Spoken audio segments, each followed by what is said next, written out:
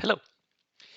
This is a recording of the final game, one of the final games at the Danish team tournament called BYG, Bring Your Guns.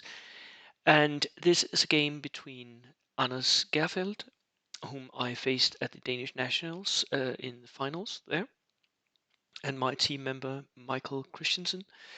Anders is the rather shapely gentleman who has his back to the camera most of the game, and Michael is on the opposite side. I will start by showing you the lists, and then I'll let you see the game, and I will comment as you watch it. It is a rather long game, 2.5 hours, so be aware of that before you start watching all of it in one go. Um, right, let's go and see some lists, shall we? And I think we ought to start. Where do I have it? Here. Got it here. This is Anas's list. It is 1000 points, 11 order dice, so very, very low on order dice. Anas told me that he wanted to try out the new Panzer IIIs, and he does so. He is bringing 3 Panzer IIIs with the double coaxial machine guns. He also brought 2 Stummels, which is an interesting concept because that actually means that he has 5 armored vehicles. These Stummels with the light howitzer are pretty good, and they can transport troops at the same time. So for a tank platoon, this is a rather interesting idea.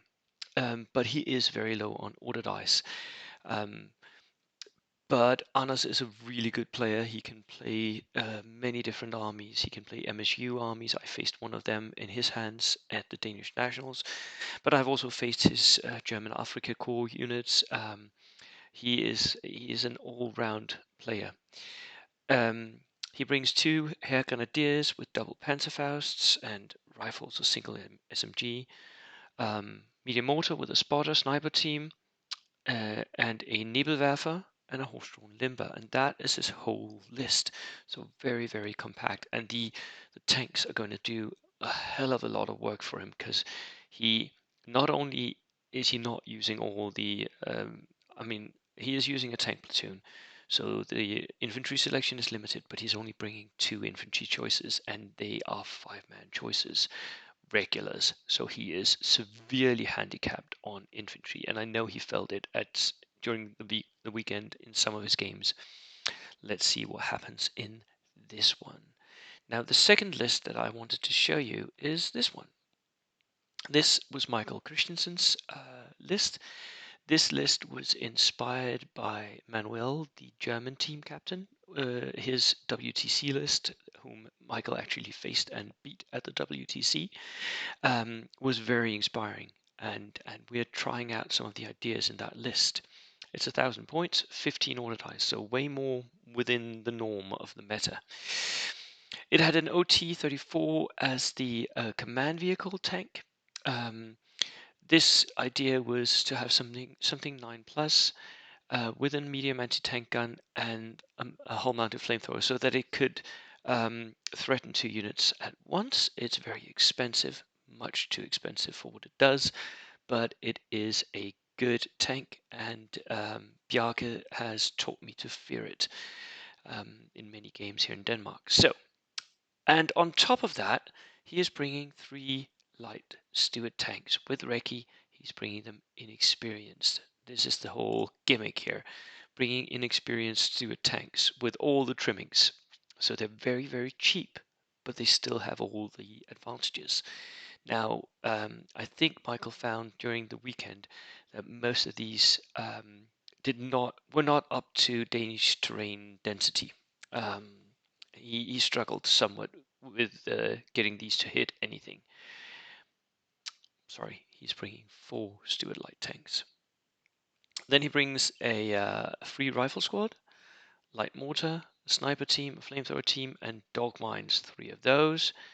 And that is it. The rest is trucks and jeeps. So that is the army list. Again, very gimmicky, very interesting. Both of them are gimmicky in different directions. I hope you can see that.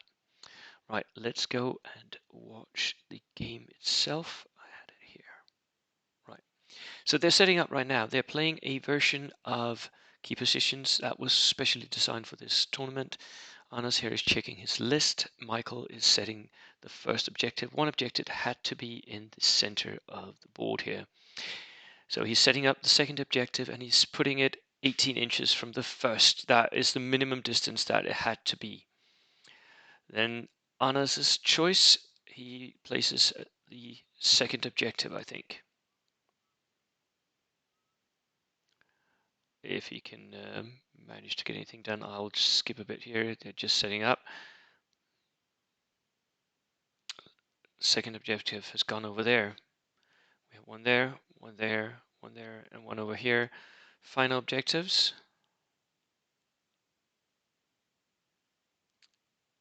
Can't see. He puts the final objective somewhere under his tray down here, and that is it. This, by the way, is the table is owned by my club. You can see me. I'm dodging down to get some of my lists here. I'm playing on the table right next to these guys. Unfortunately, I couldn't have cameras on every table during the tournament. That really sucked, but it is what it is. They are right now. They're drawing special operations, special missions. We had determined in advance that we could safely ignore these missions. Most of them wanted you to have 3 separate objectives, and since there are only 5 objectives, we could just hold 3 anyway and win. Didn't matter which ones. Now they're rolling off to choose sides.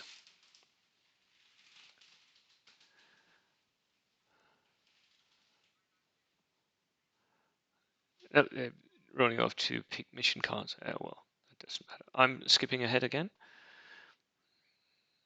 And one more time. So they've each drawn a mission now.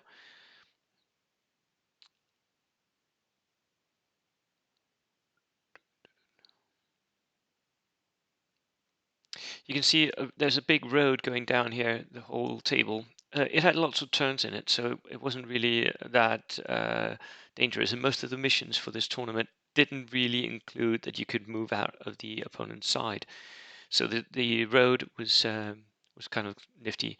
By the way, this table actually won a prize for being the best table to play on.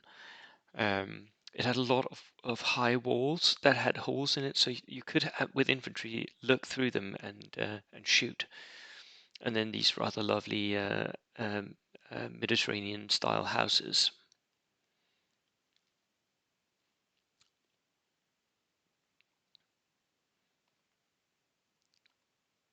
Right, they're still setting up. Here we go. So the objectives were there, there, there, there, and there. Right. And I think Anna's won the role of to pick. You're deploying in a sector of the board for this mission.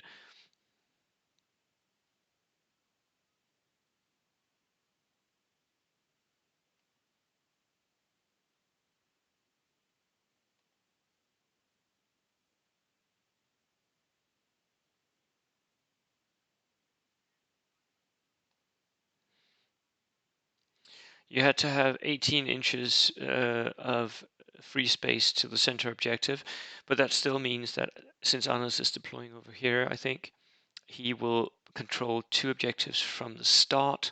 He draws the first dice and he places one of his units in the Stummel.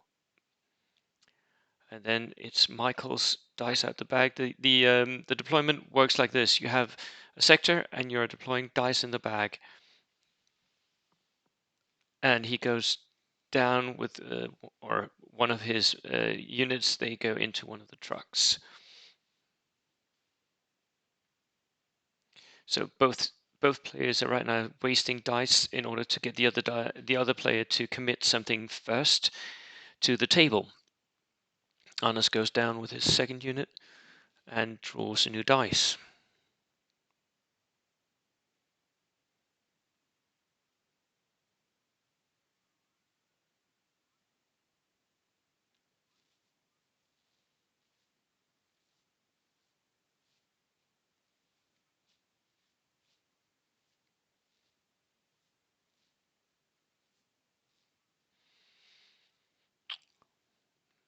still debating how to deploy. Most of us really had to read through the missions here because Anas had actually written most of the missions. Jan, the TO, had written the rest of them, and they were all twisted versions of the normal book missions. So everyone had to think a little bit, which was nice. Right, Michael is placing one more dog team in one of his trucks, and one more. He's making sure he's mobile and that he's not committing anything to his sector before the final dog team now has to deploy. Nope, that's the anti-tank rifles, isn't it? No, what is it? It's the light mortar, sorry, the light mortar. He places it cleverly behind the building here so that it's not visible in any way from Anas's sector. Again, because Michael has more dice, he is now forced to deploy his second unit here. He deploys a truck with dog teams in it. Again, he's checking where is it visible from. How far can Anas move up and then get a shot? Keeping 1 inch to his light mortar. Now Anas is forced to deploy something. He deploys his mortar, I think. Was that a mortar? No, was it Holster on Limber? Can't really tell.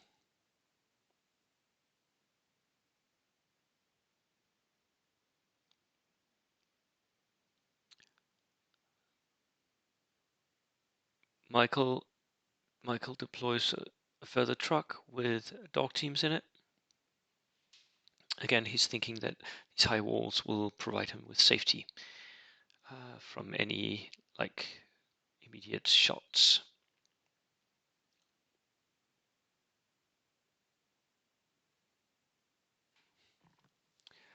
I think that the main hurdle for Michael here is going to be that he's fighting against 3 tanks with this inexperienced horde of tanks. So for both players, it's going to be difficult holding on to the center objective, which is going to be crucial. He places his Jeep, gas Jeep.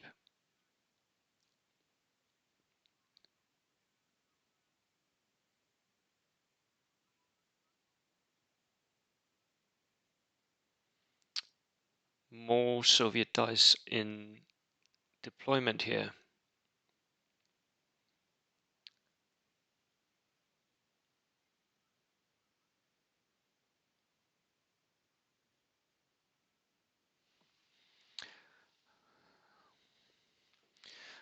Again, he deploys one of his stewards right on the furthest objective over on the flank.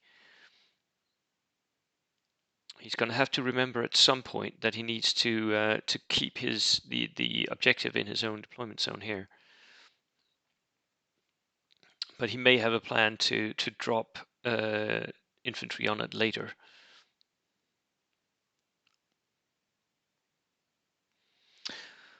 Anas is down to the dregs for his list as well. Now he has to deploy something.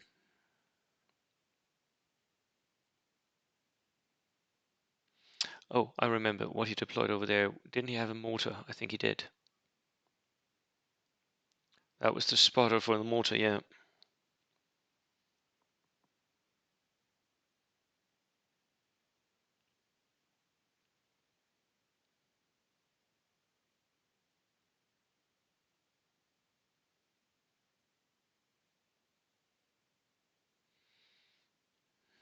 He places the spotter right up there, giving him as much.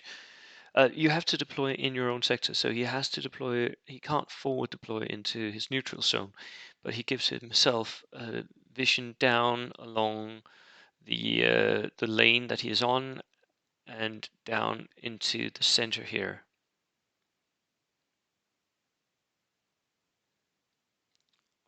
Maybe there's even a few holes in the wall that he can see through.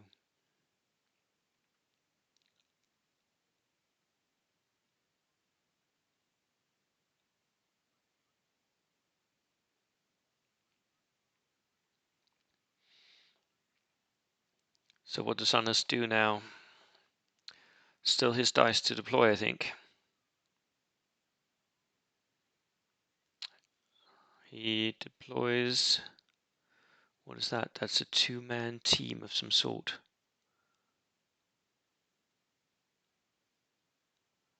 What is that?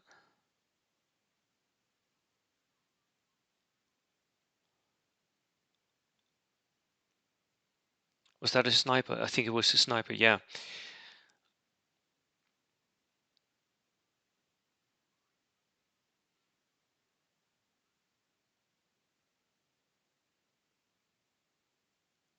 And now Michael is on the objectives. He's on both of his objectives with a steward on each objective.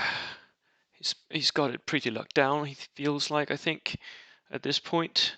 But Arnas has still not deployed any of his Panzer IIIs, nor his Stummels, which is going to be key. Where does he place them? Also, Michael is going to have to be aware that Arnas has a Nebelwerfer, that multi-rocket launcher. If it can see down into his home zone, then and here Arnas he's really looking for the angles, right? He wants to be able to see the houses, and he wants to see into as much of the table as possible. From that position, right down here, he can see that house, and that house. And that house. So all the houses are now visible for the Nebelwerfer, and the crew can see quite a long way down here, so he can actually see. And here we go. I think Anna's placed his panzers in. No, here they come. Here they come. Where's he going to place them? He places one on the lane. No, next to the lane. The track, the dirt track is too narrow for the panzer actually to run down it, but he can place it right next to it. He does give himself a little bit of cover from the wall before he shows his flank to any stewards that might be lurking. Now he has to place the second panzer. Places it near the objective right outside his deployment zone, up there next to the woods, facing towards the center objective, which is kind of clever because the panzers can actually go through the walls here.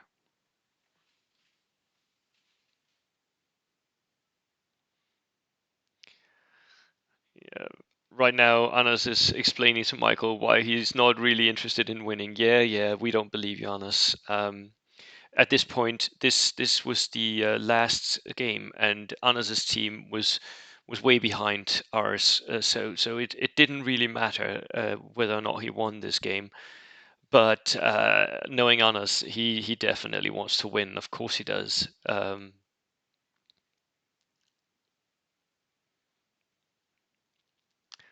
And Michael is definitely there to win as well.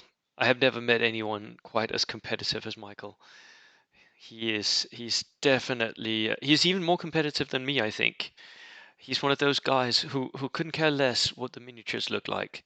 He actually gets his mate Kaspar to paint all his minis because he doesn't care.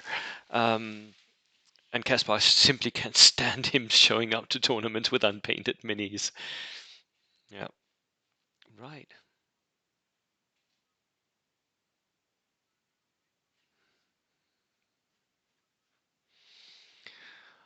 Alice is still checking the scenario.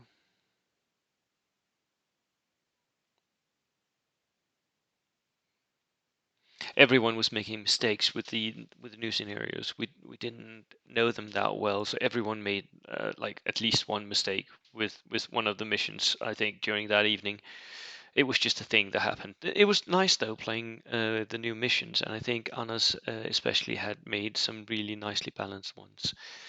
I have posted a video going through the missions as well, and you can look through my video catalog for that. And I have also on the Facebook pages, the international Facebook page, I have both for the competitive bold action page and the regular bold action Facebook page, I have linked up the files on us as missions. Worth a read. worth a think. Sometimes it's nice to just change it up a little bit. All of the missions, by the way, both counted kills and objectives, as did this one. Each objective was worth, I think, 2 or 3 points, and each kill was worth 1 point.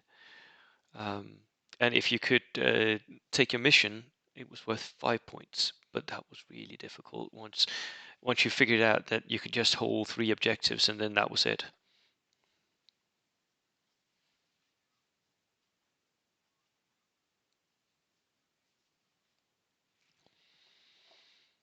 They're still deploying. This deployment takes quite a while.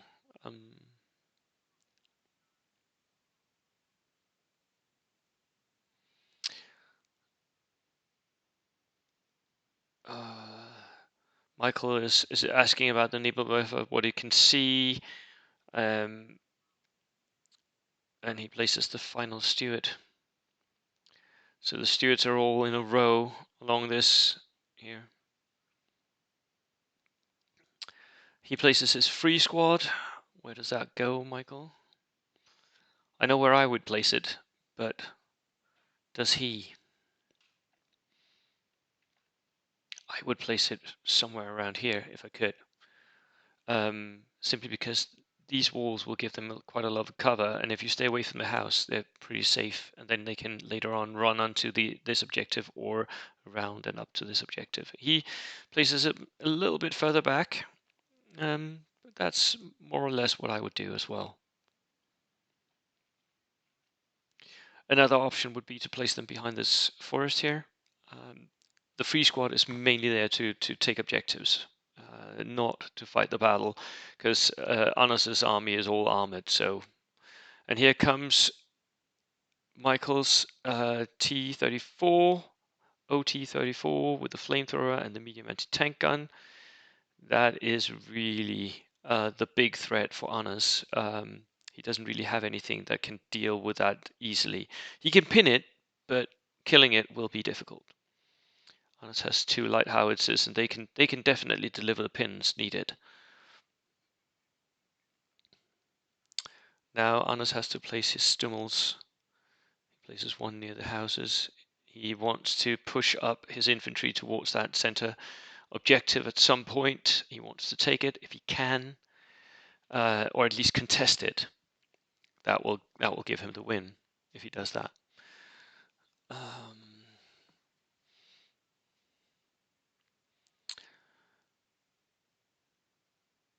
Here we go. I think this is Michael's sniper, I think.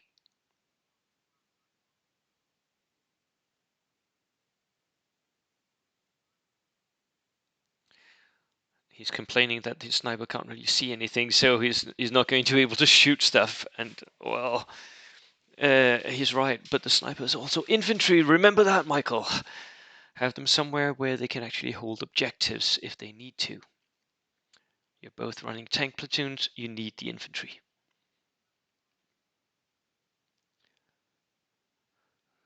Where does the last tank go on us? Where does it go?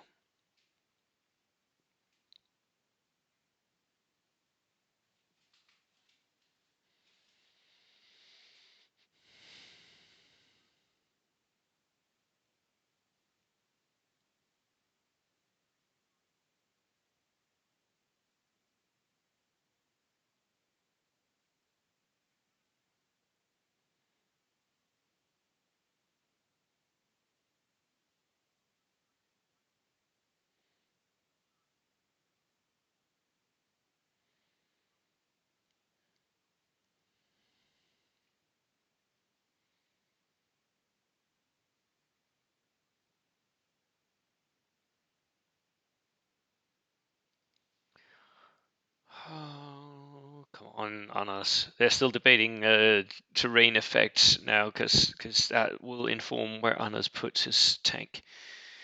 For me, these guys are thinking a little bit too much about their deployment. Some of this can be prepped, but if you're not prepped, if you don't know in advance what you want to do because you haven't really thought, if you're facing that type of list, what are you going to do? Then actually thinking about it and making a good plan and thinking about where you want your tank to go, not in the deployment, but later, where do you want it to end up? That is really key. Right now, Anas's tanks are pointing roughly towards the center, but in different directions towards the center. And now he places the final one. Come on. Where does it go? Where does it go? Anas, we're all waiting with bated breath here. Where would you place it? I would gang up two of my tanks on one flank. If it was me playing Anas now, I think I would place it right next to this tank here, or right next to this one here. Anas does that. He does it. Yep, he places it here, in the forest there. Ganging up can be really important because if you miss that first shot, the second shot with the second tank comes up will help you get out of any troubles. I did the same with my tanks during this weekend tournament. I would typically split them so that two of them would go one direction and my final tank would go another. I also had three. And that also meant that sometimes when the enemy had only one big tank, or I could lure his one tank up, which I'm actually doing right as this game is going on, then I could flank him and I could hit him in the rear or in the side. That happened quite often. So here they go, turn one starting. Anas removes that annoying huge tray. It's really good to have that tray, but it did take up a lot of the picture, for me at least. I think my fat face is in the way for you guys. Michael starts out ambushing his main OT tank. He loads up an anti-tank round and goes on ambush. He does that to lock down the center. He does not want Anas to push up to the walls or start doing anything weird and funky, because these tanks, of course, can run up to the walls and shoot through the walls, or drive through the walls even. Then he pushes up his jeep. He does an advance order. He moves up 6, turns, moves another 6. Now the jeep is safe.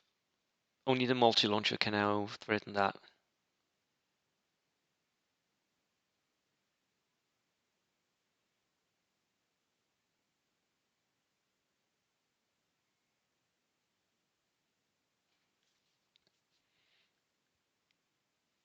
The light mortar scoots to the side.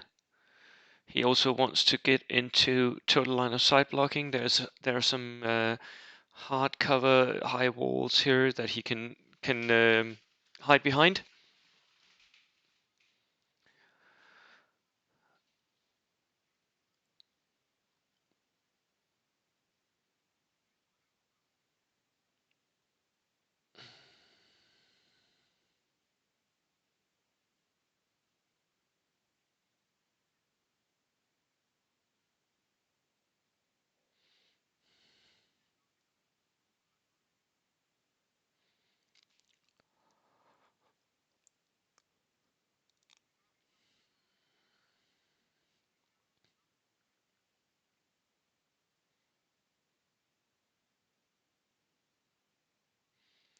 Then Anas gets a die.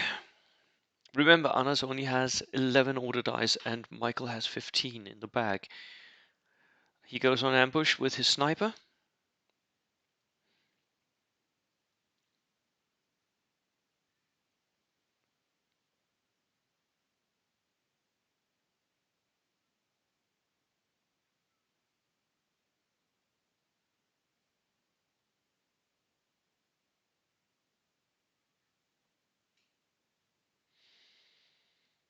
Another ambush, this one on a Stewart.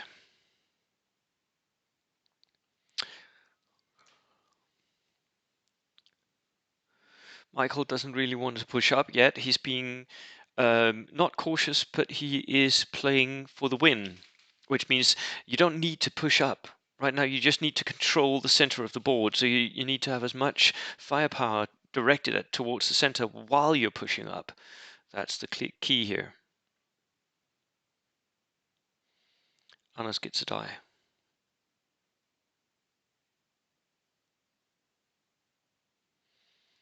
Anders doesn't like the options of running his Panther up onto that track. He was thinking about it. You could see his face.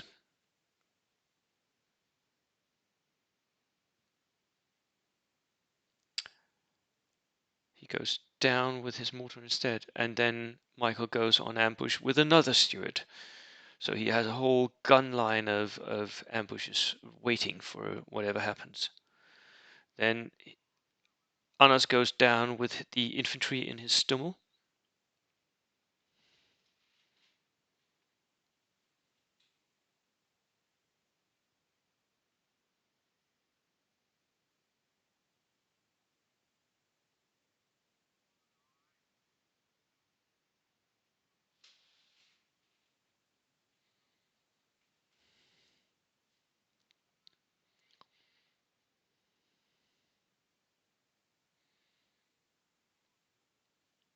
The free squad runs forward. Yep.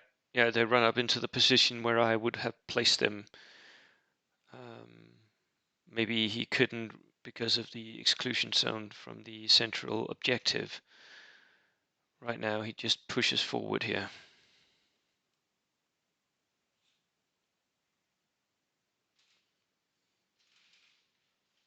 Sorry for the slight wobble in the camera here. I think Anders was pushing it.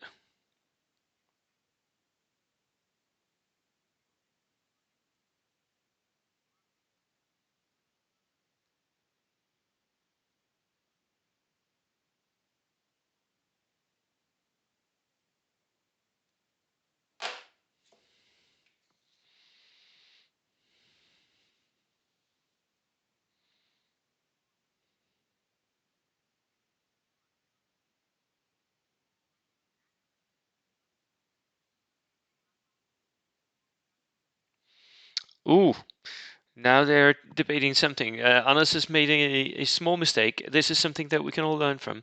Anders wanted to use his laser to just check line of sight, but you have to declare what you're doing before you measure anything. You can use your eye, but any sort of instrument, measuring tape or a laser, is pre-measuring and it's not allowed.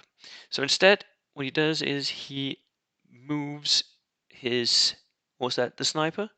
Or was it it was the spotter, wasn't it? I think it was the spotter.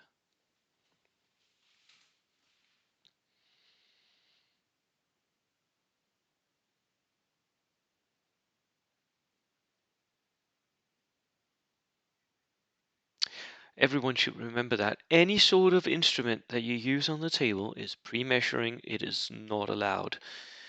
In casual games, of course, do whatever you want. It doesn't really matter, does it? But in competitive games, it's one of those things because it can inform what you want to do. Those measurements with a laser just to check where you can do stuff. No good. You can't do that.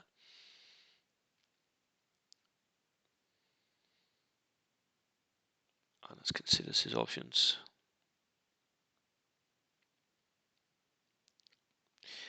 This army for Anas is something that he has to think about carefully all the time, because he can't afford to make many mistakes when he's behind unordered ice.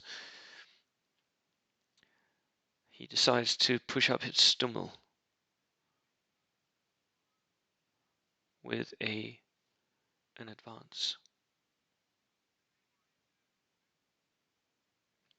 Then Michael gets an ordered ice. Then he pivots, and he pivots. Oh, what? Oh, there was an ambush. Just checking. He's out. And he pivots twice and goes up a little bit. Now he has a lot of troops ready for the central objective or his own backline objective.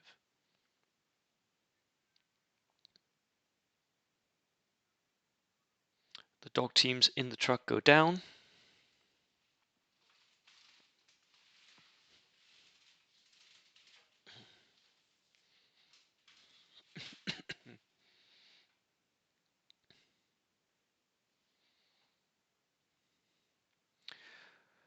Anas pushes up his tanks. Everyone, both of them, can you see that? Both of them are setting up for later game.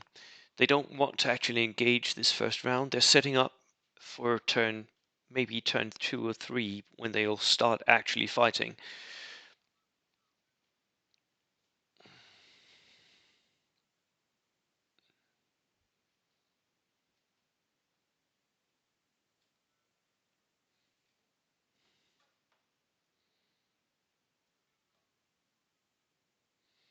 Michael pivots his Stuart, and he drives up 9 inches. That, I feel, is a mistake. Did he not see that there's a Nebelwerfer here? Or does he just ignore it? I think he's too tall for this wall. Uh-oh. Anas is patiently waiting. Michael has just driven his second truck up here. It contains dogs as well. Anas' turn. What does he do?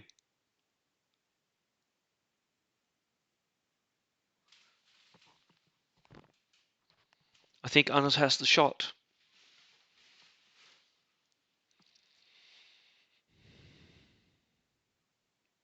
Anas is patient. He drives up his second Stummel, setting up for next turn.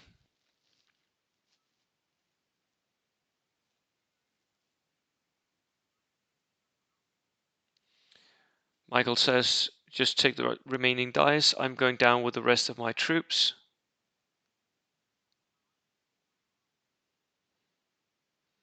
Oh no, Michael. Michael. He runs his sniper up.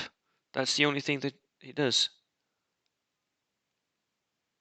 Anas points out that this might make it different anyway, so pull the dice, please. So he runs up the sniper. Oh, this is a bad mistake. He now has a clump of 4 units right down here where my head is. And Anas sees it, and he fires the Katusha at the steward.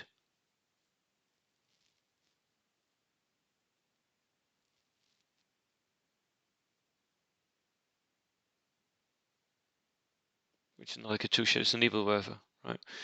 And he can see the turret.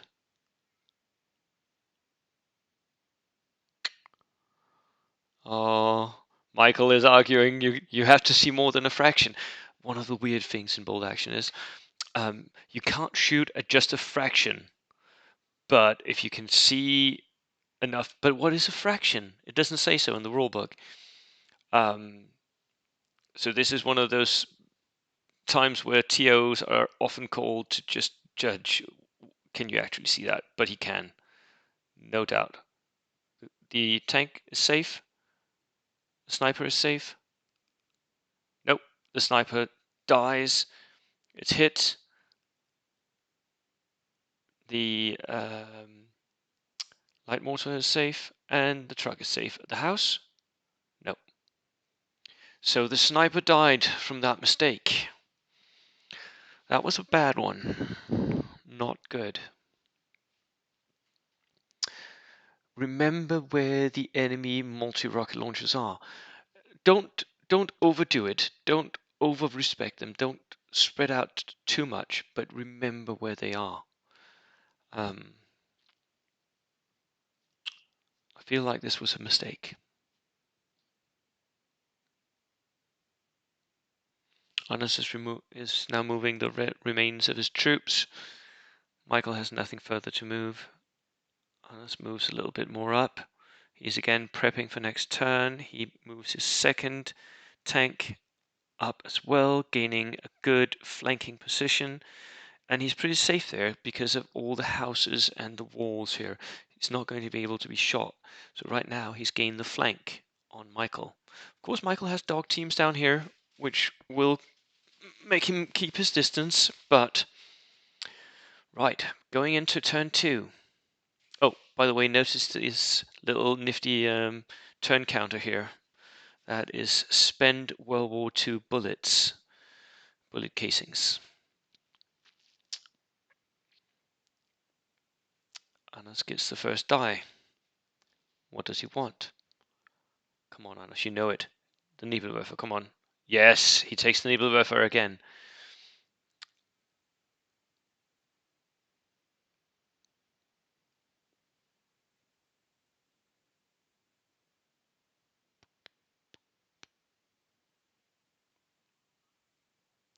And he then asks, do you want to recce? Because, of course, Michael's stewards have recce. And Anas makes him aware that, of course, you can recce behind the house,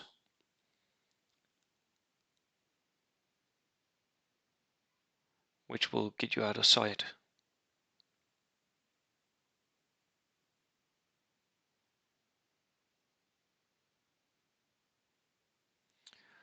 So he gets out of line of sight, and the shot is wasted.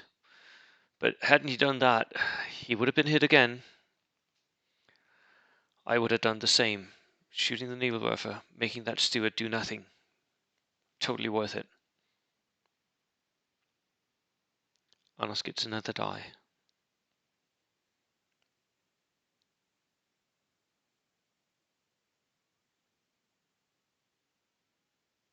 He goes on ambush with his sniper. That sniper is going to have to work overtime to keep the dogs at bay. And now he gets another die.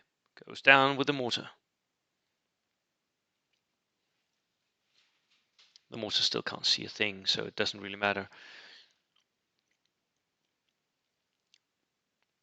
He gets the 5th or 4th die. I mean, Michael's is in the bag, right? He goes down with some infantry and a Stummel.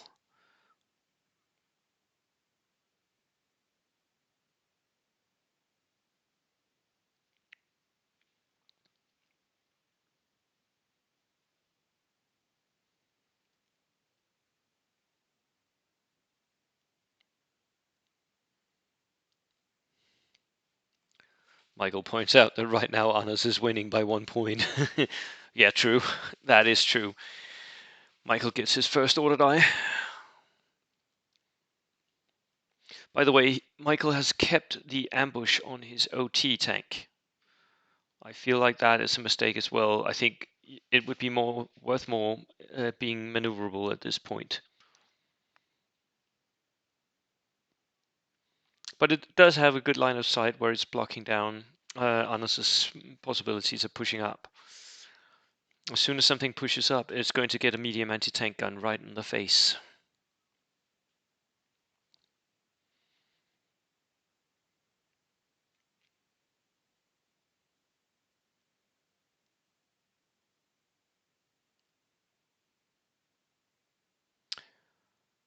Michael makes a run move,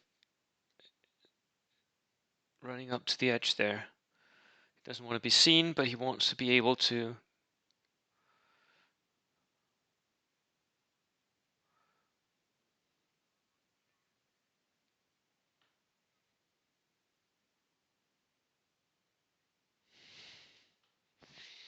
I feel like this is a little bit of a mistake too.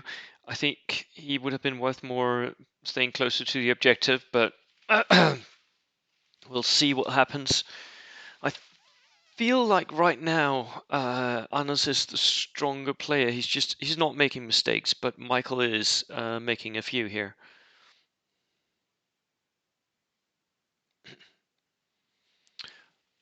Stewart goes on ambush, loads armor-piercing rounds.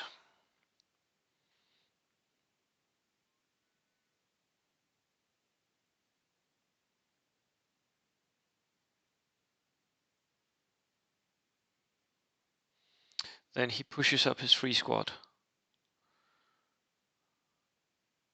Was that too soon?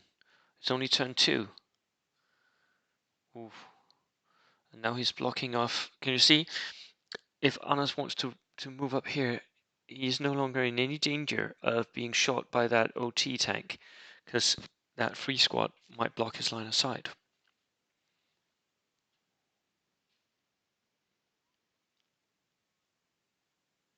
I'm being really harsh right now on Michael because I'm training him, right? So I need to notice all the mistakes. And now he pushes up a tank in front of his tank on ambush.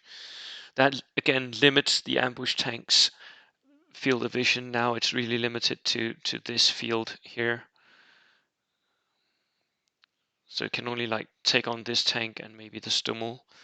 These two tanks are free to do whatever they like. But of course it's going to have to push up at some point. I would have waited, I think.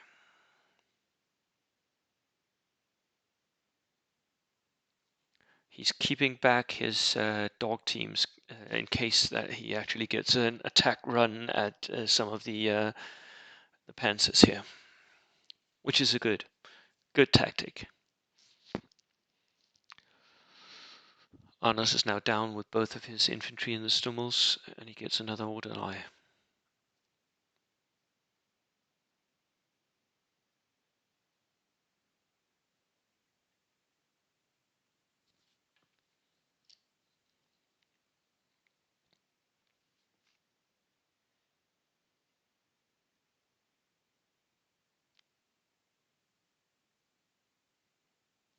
Oh, he's thinking a long time, isn't he? Checking line of sight, using your eyes. It's what you can do, what you're allowed to do.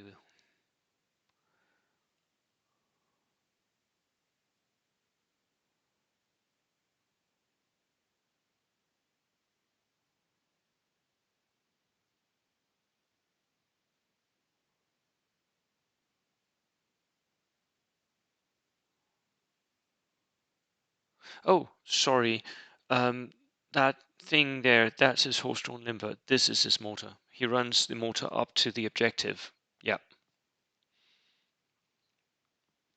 that makes sense now. The mortar has the objective. Michael pushes forward his second Stuart, again limiting his field of vision with pushing Stuarts into it.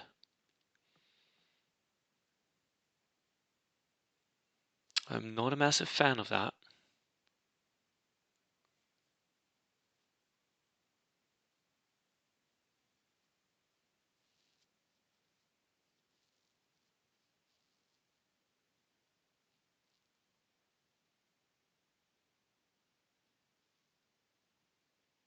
But he is doing, covering fire for his push units. So fire and maneuver, it's a thing. Also in bold action.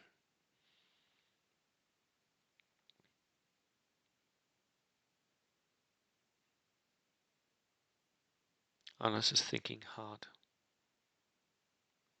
about pushing through, taking the ambush and then just delivering whatever he can. I think he's thinking about this panzer here, maybe running it through the wall, braving the shot from that, and then delivering shots up into this. I would be thinking about the same thing as well. But it is, oh, it's a little bit of a trap, isn't it? The Stummel reverses. Why, Anas? Oh, he doesn't want to go that way. He wants to go the other way instead. Okay.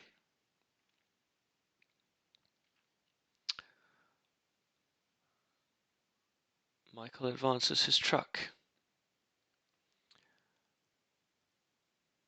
5 inches, 6 inches, no, 7 inches, and then turns, and another 5. No, another 3. He doesn't need that much. Now he stays away, and again, Anas is checking. Can I see? Can I see? Maybe you can, Anas.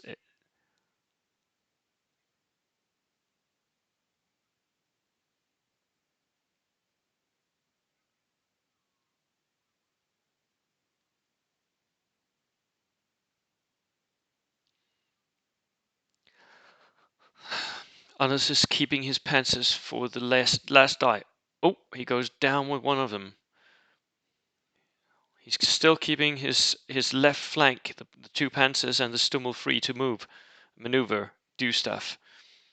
His right flank is bogged down right now by the ambush. He gets another order dice. What does he do?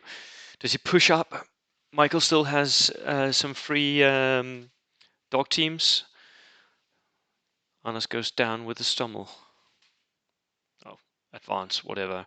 You can't actually go down with a vehicle. Michael's turn.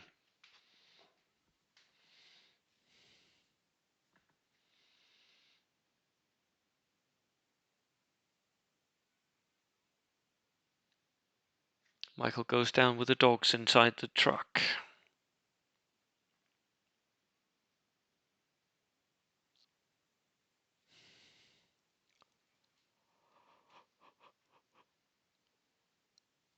Down with the second dog team. Anders again. He goes on ambush.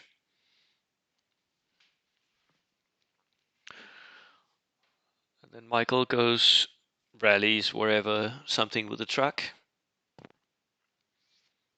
So both of the units inside the truck and the truck now is down. And then he goes with the Jeep going down. So what does he have left now?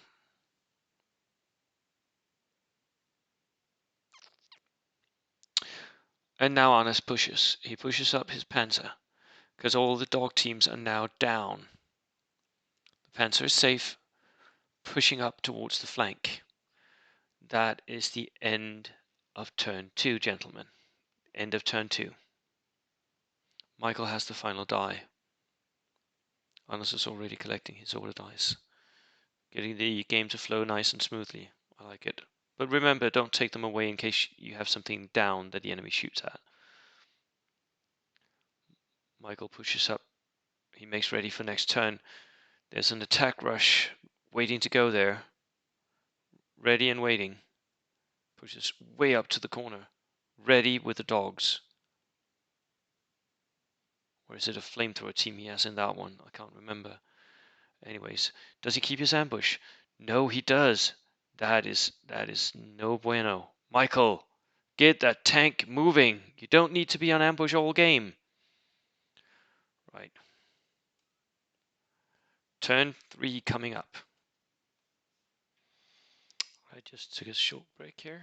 Let's continue with the game.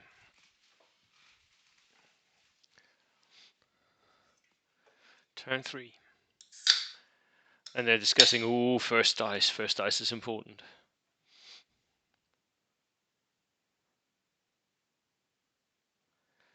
Anders thinks that he might be able to tank assault, but you can't do that if you're running into a house.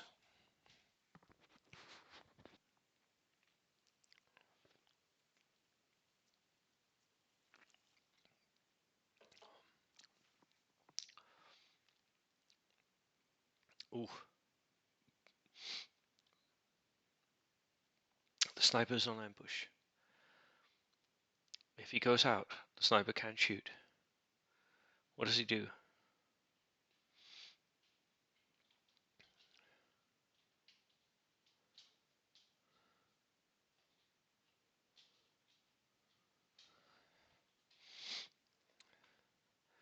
Oh, Michael is thinking hard about this one. If you walk out, the sniper will get the shot. He may be thinking that he can find somewhere there's a dead angle. No.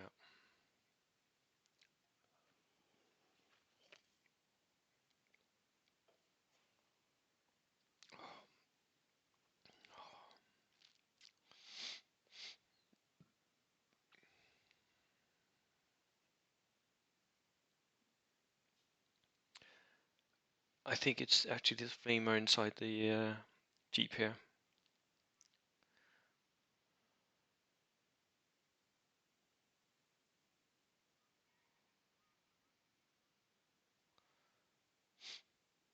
He backs up the Jeep instead.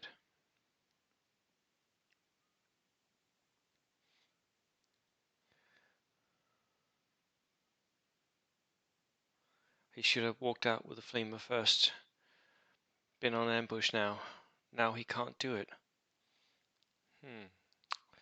No, he needs to flamer to survive somehow. That ended up badly. The sniper is key here, isn't it?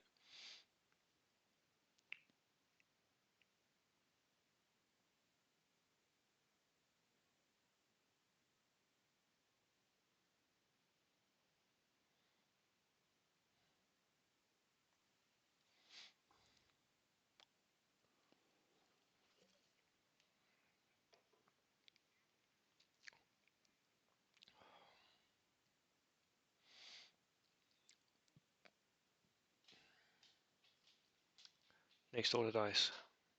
Michael gets it again. Get the flamethrower out of that jeep.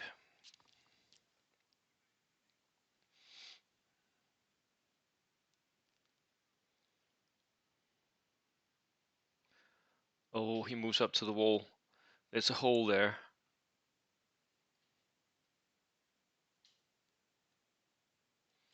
Anders takes the shot.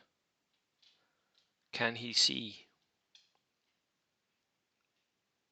He can.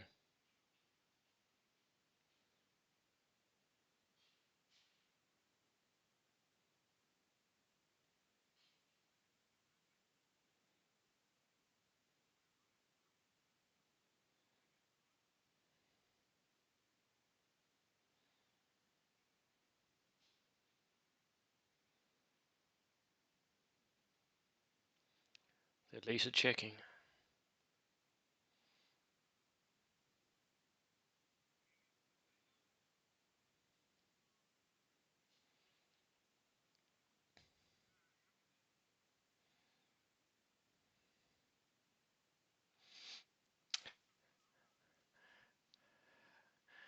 It's really crucial right now. If the sniper can actually see across the Panzer 3, he can see the flamethrower and shoot him. If he can't, then the flamethrower is safe, can't be sniped, and he can shoot the Panzer. So they're calling over the TO. They're not in agreement. Here comes Jan.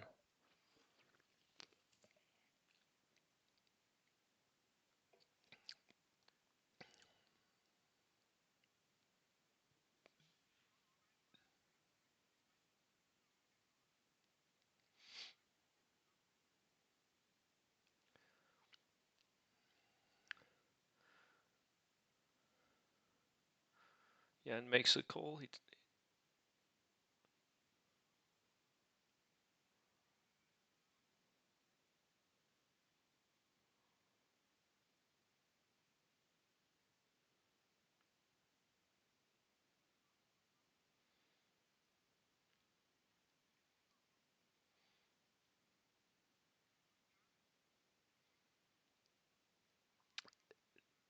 They roll off for it. Very intense. The TO could not decide for it, so they told them to roll off. They're now rolling off for it. And Anders can take the shot. Nope, he can't. He can't take the shot.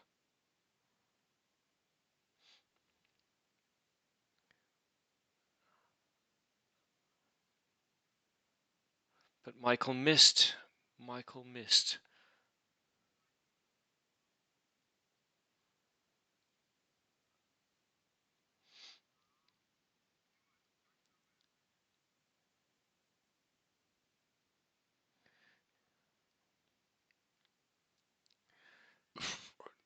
Now the Panzer opens fire at point blank range, hard cover, small team.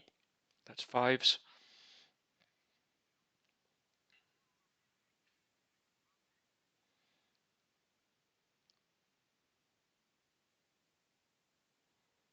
Oof. 6 hits. He just needs fours, the regulars, and they die. Oh, that was rough. That was a chance gamble. I think the flamethrower would actually have been better off moving behind the house. There he would have been a threat later on. The Panzer would have stayed away, and you would have kept him alive. moving up is your Michael is falling victim to bloodlust here.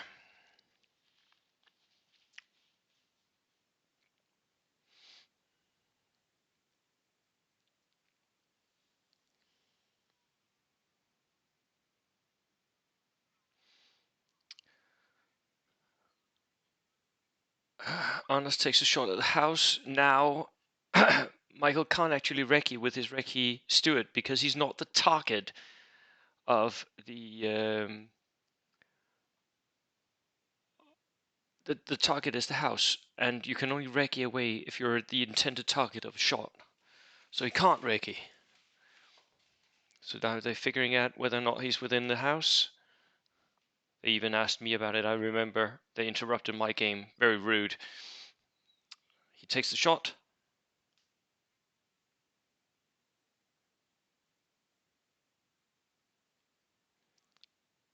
Nope. Nothing happens. Definitely worth it. Definitely worth it. That multi-launcher, it has already had too many shots, in my view.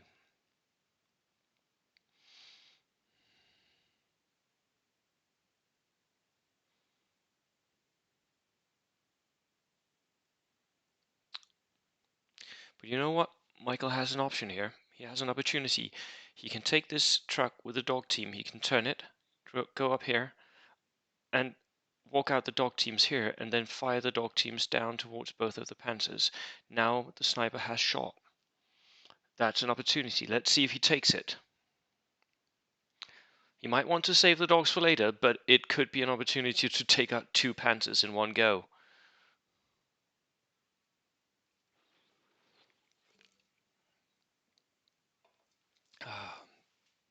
Arnas is getting lucky again with the dice draw. He comes out first, goes down with another of his infantry units in the Stummels. Now it's Michael. He puts, yep, see, he's moving one steward forward, putting it on ambush, next turn moving the other steward forward.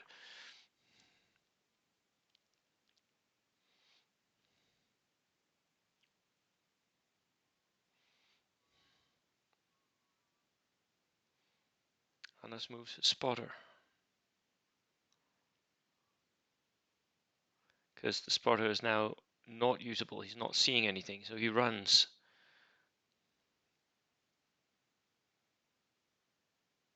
Up there, where you can see more. From there he can have a view down towards the center objective. Now this mortar can actually see the center objective. Clever.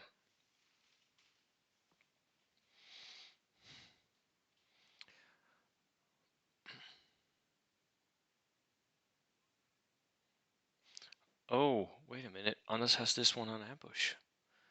Michael moves up out of line of sight of that ambush with one of his stewards.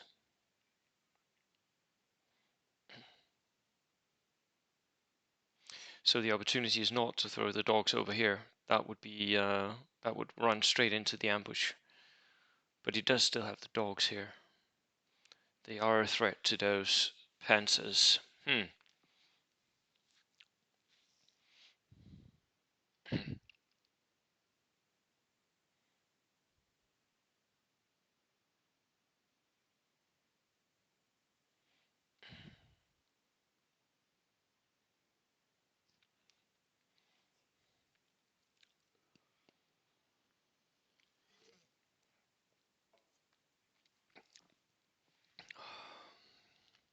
Michael is feeling like he wants to get away from that house. He doesn't want to get shot at by the multi-launcher. It doesn't really matter that much. Anders needs to roll a 6 to hurt you. You know what he could do? He could drive up along the house here and start shooting at the multi-launcher. He could do that. That would of course open him to a shot from the Panzer over here, but he would get hard cover and moved. That would be a 6. I think he should move up along this house and start shooting the multi-launcher. This has shot, they can't go down. It'll be moved, inexperienced, long range, maybe soft cover, 7s. Okay, he takes the truck instead, moves it up. He knows this is a threat. He's moving it up to be a threat. Moving up behind the house. Yes, that's right. Move it up there. The tank has already done this deal. If he can get the dogs up here, they are now safe. They can go out and... Yep, here they come.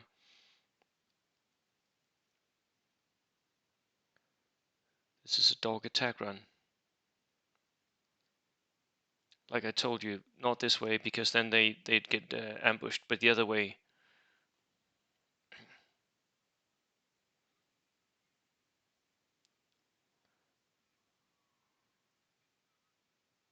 He sends both dogs into the first panzer.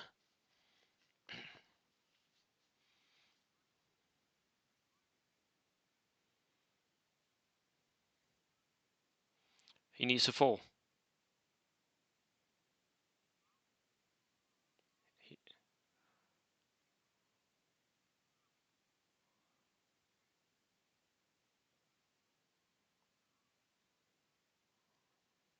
He rolls a 1 and a 4.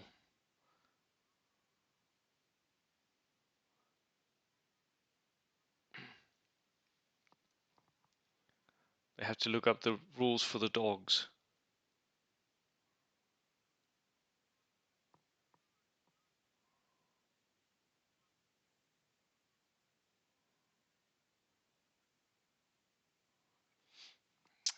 But the Jeep is safe because it has already moved. And they can't actually see any of the other armors here, so...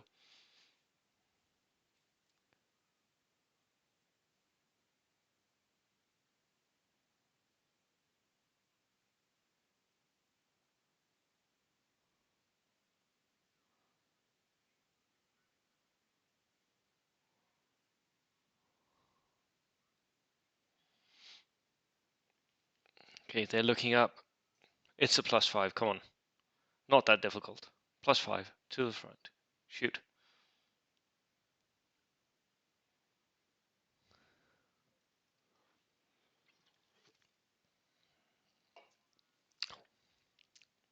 He needs to roll a 3 to glance. He rolls a 5. And it dies. The Panzer is dead.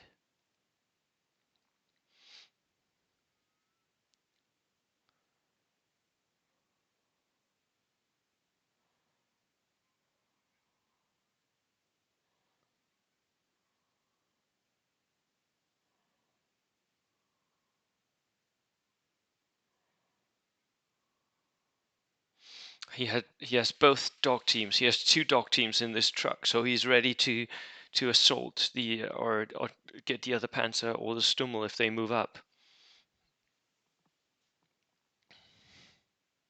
Now this house, by the way, is prime target for the Nebelwerfer. Michael gets another die.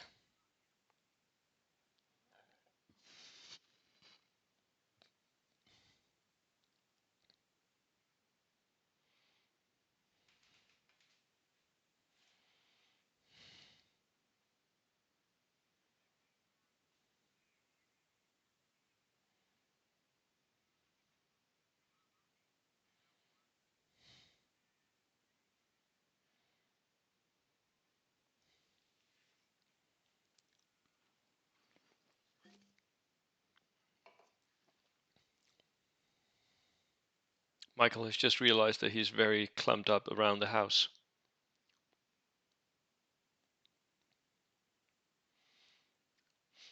He retreats his dog team in order to save it from a potential Nebelwerfer hit later on. So the second dog team moves back.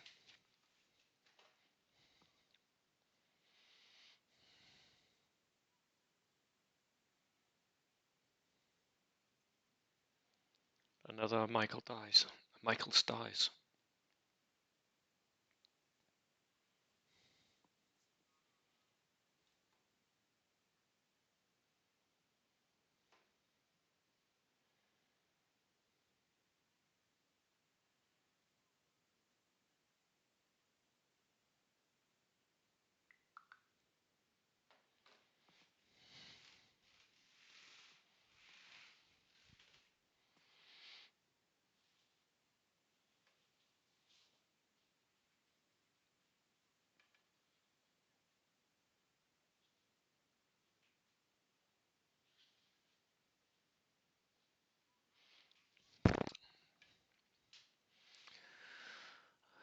there's a little debate about where he can actually, where his troops could have landed. I think he moved them a little too far.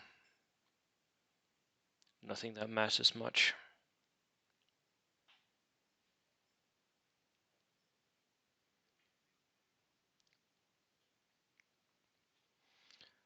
Now he's, yeah, yeah, you should have run. Yeah. He's thinking that he should have run earlier, trying to force on us to shoot and then be able to shoot his second dog team. Right now, not so much. He advances backwards. Yeah, keep them alive, Michael, keep them alive.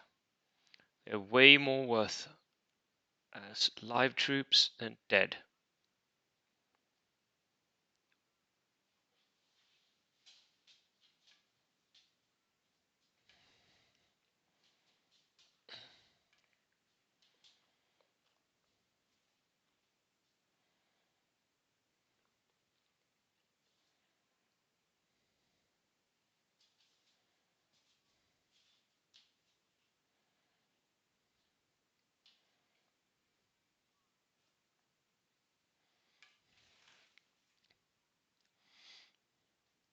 Again, the thought process is running. Michael is in doubt. He goes on ambush down here. That is, no, this is one of the times where he should have been a little bit more aggressive. He should have been up here starting an attack run against the Nebelwerfer.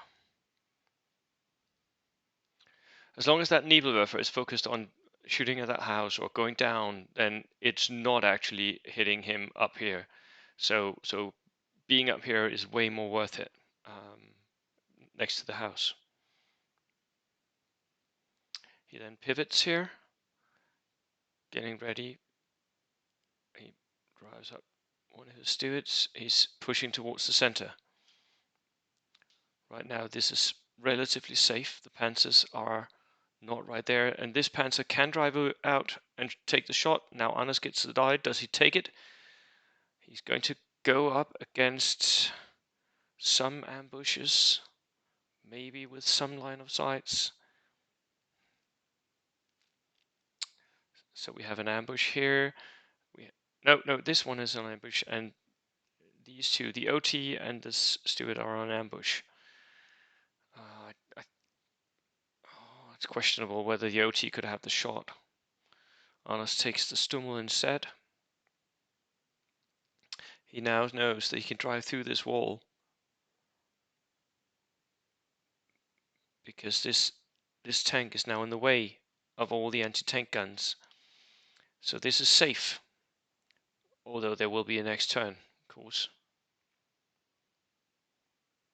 So Anders takes the advance, drives up to the wall, straight up to the wall here. He's going to punish the dog team. That will be moved, hard cover, small team 7s.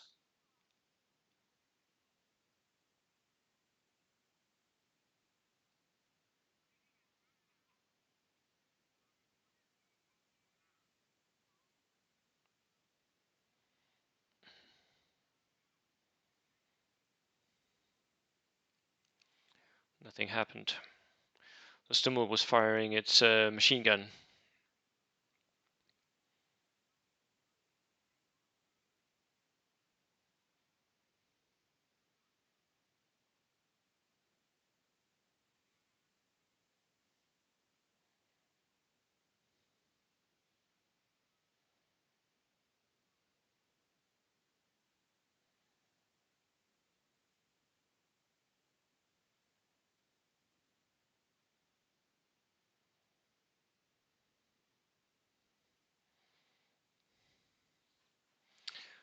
Right.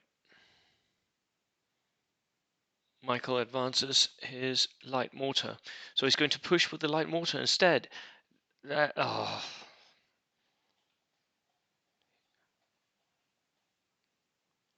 He takes the shot, trying to get the Nebelwerfer. The Nebelwerfer is not very mobile, so that's a safe bet. He needs to roll 6. Nope, doesn't get it.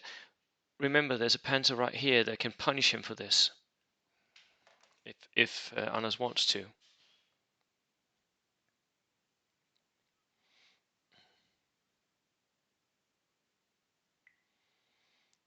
Then he advances his truck up to the wall, still keeping way safely tucked away, but he is now within 6. The Nebelwerfer can shoot 2 units.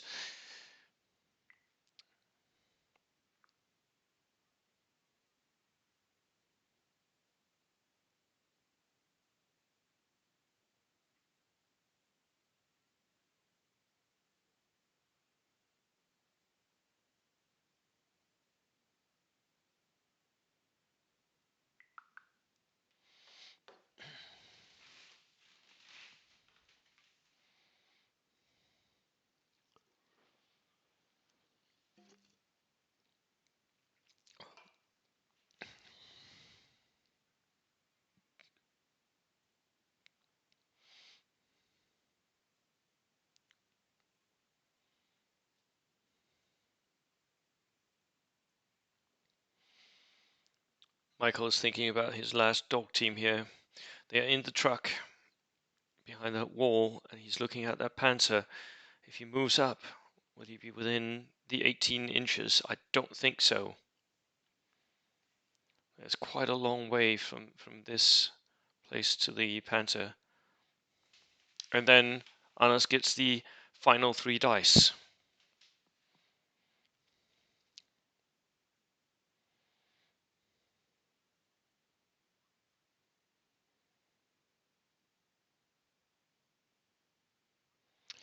Anders wants to run from the vehicle and into the house, which you can do. You cannot run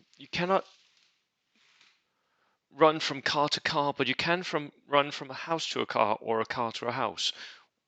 It makes no sense, but that's how the rules are read, at least here in Denmark. So Anders runs into the house with his infantry, which for me is a little bit of a risk. That infantry is now quite visible to all of the tanks facing them, and Michael could have said, "Spring the ambushes." Yep, yep. As I said, Anders now turns his panzer here towards the small light mortar team. They are going to be punished. That is moved. Long range, small team, soft cover, 7s.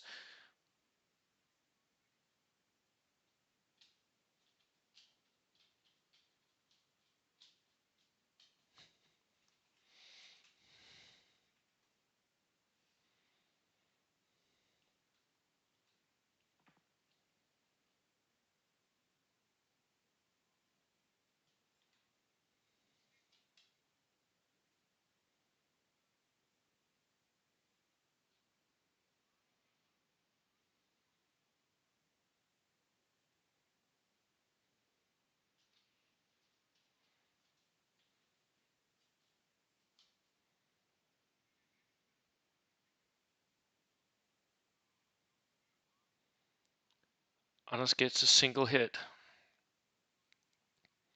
I think, a single 7.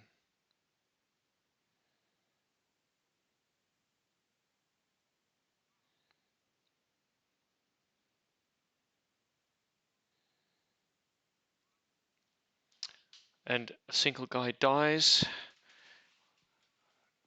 and he fails his morale test. No, he makes his morale test. So now he's a single man on the mortar team.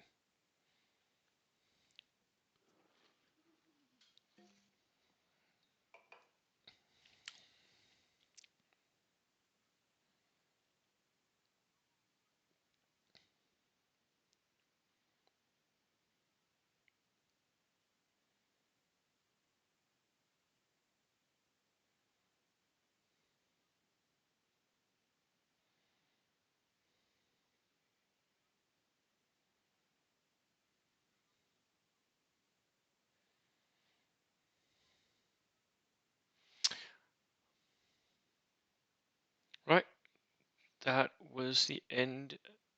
They are taking a short break here. Michael had to run to the bathroom. I will skip a little bit ahead.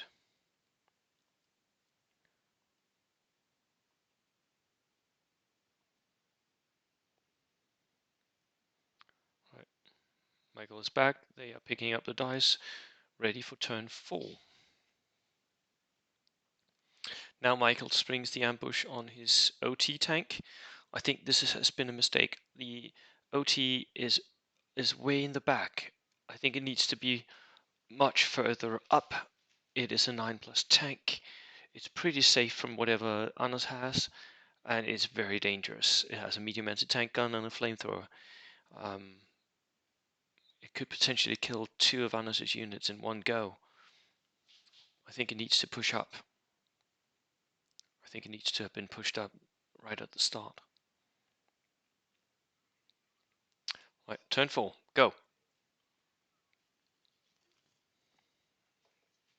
Michael gets it. So what does he do first?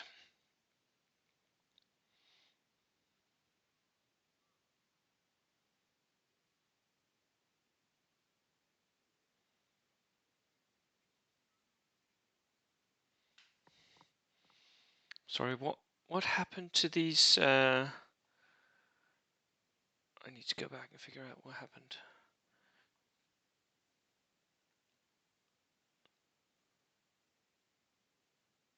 Oh, Michael made a mistake. Because these 2 dog teams died, these all died as well.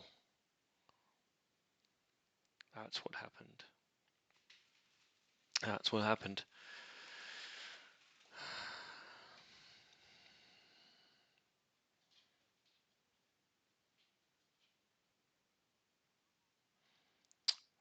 No, the dog team didn't die, but because the German infantry was in the house, these 2 did die.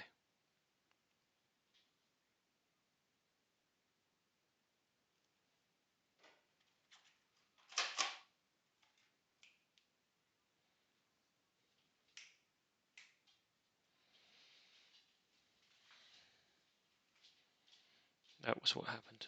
Right, we're back where we started. Okay, here we go. Turn 4.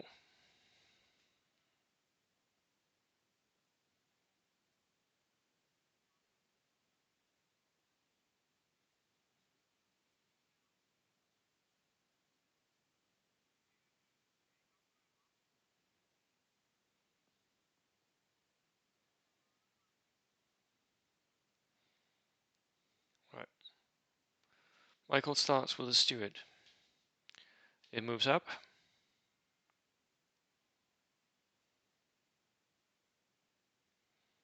5 up, 4 to the side. And shoots the Stummel in the side.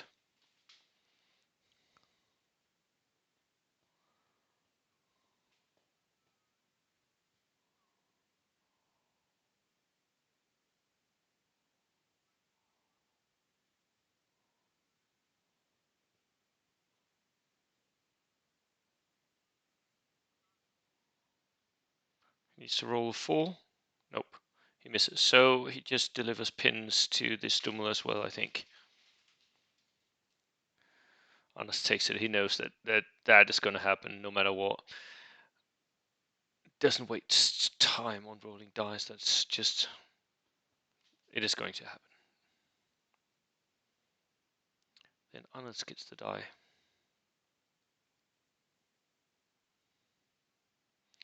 Anders right now is ahead on dice, isn't he? 3-1. But losing 1 Panzer is more important than losing all those trucks.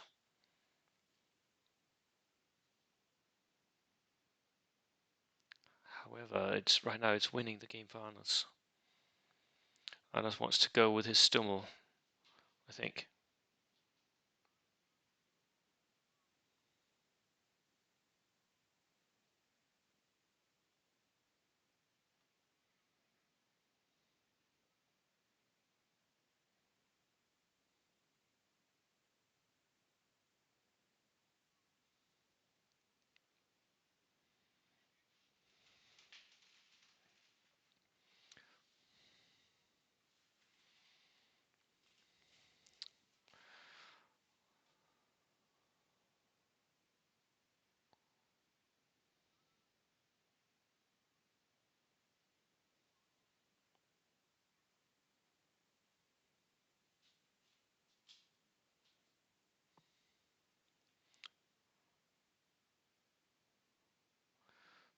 Anas takes the order test for the Stummel. It has 1 pin from the machine guns. Come on, take it. Just take it. Do something.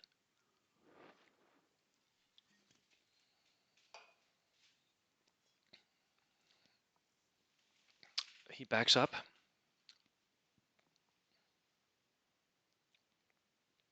Through the wall. And then he can shoot his main gun. He could shoot it. He doesn't. He just backs up.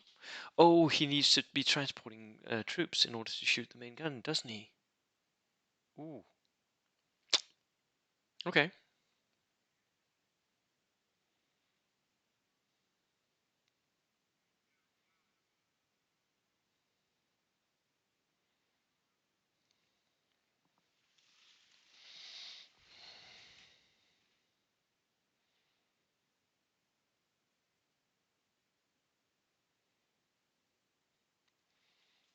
Come on, Michael, you know what to do. You have a light mortar that's shooting at the Nebelwerfer. Go for it. Just shoot. It hasn't shot yet. You might make it go down. You might make it move. Shoot. Shoot before that Panzer kills you.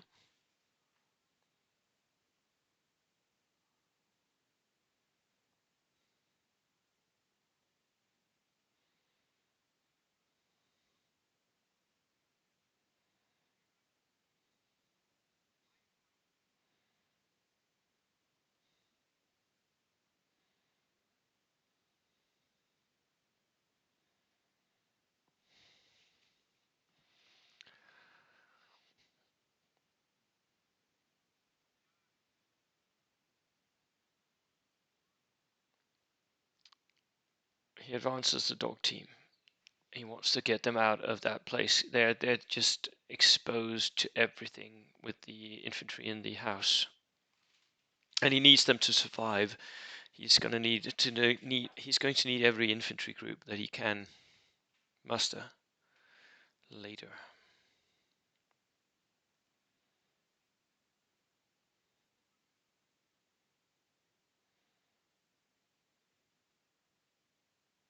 And that need for infantry actually also means something for the dogs down here where my head is.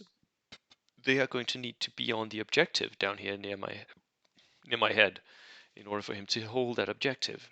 He runs his free squad up onto the central objective, taking it for now, but he's still horribly exposed. If that Panzer moves out, he's going to be in the open. The Panzer can kill a lot of his men. Not all of them, though, but a lot.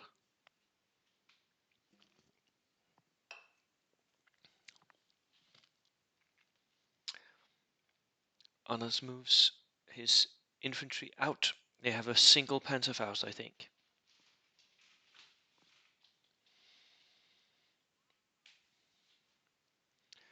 But that's okay. Michael can lose his steward here. It doesn't really matter. What matters is the number of infantry units at the end.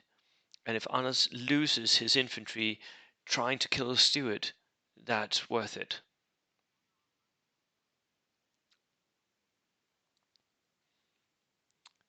We just need Anders to move a bit so we can see the table again.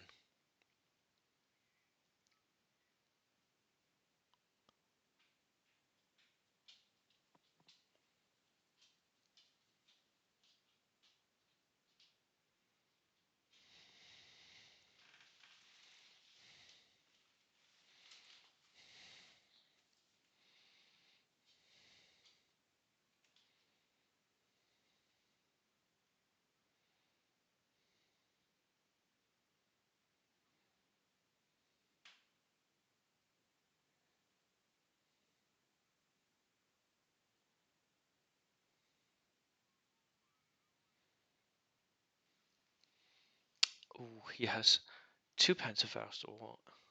Yes, he does. 2 hits. A glance and a hit, I think. The glance.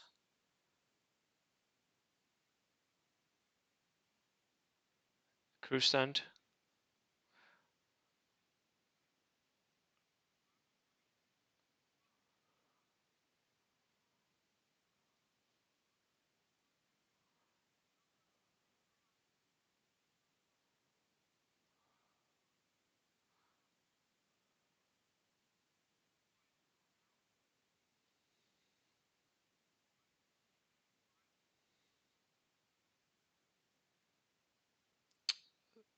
So the first one was a crew standard, the second one was a kill.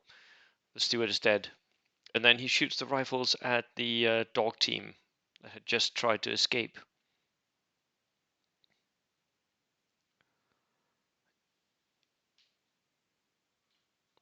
And he misses.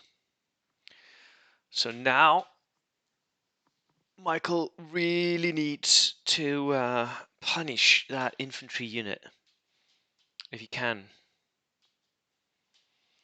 The only way to do that is to bring up his stewards right into this gap here. He needs space.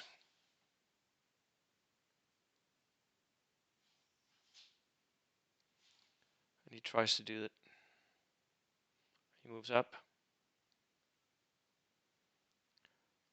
And he starts shooting.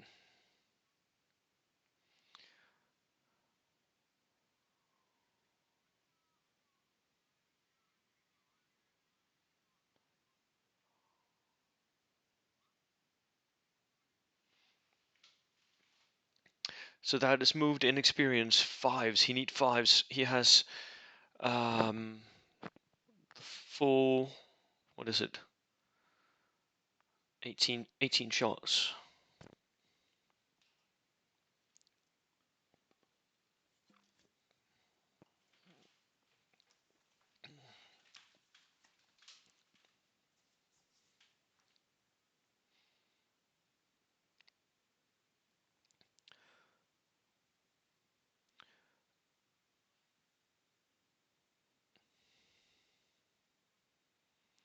That's 2 hits for the first couple of dice.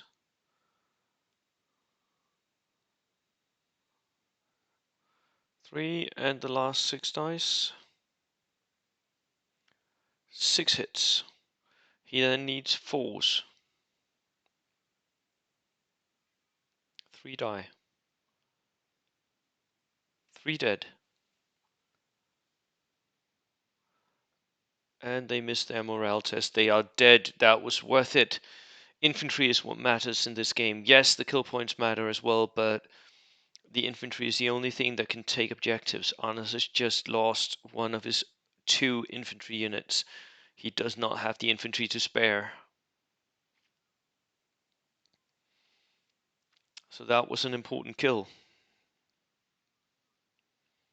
And worth losing the 1 steward.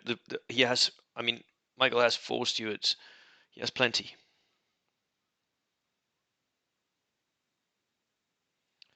Michael's turn again.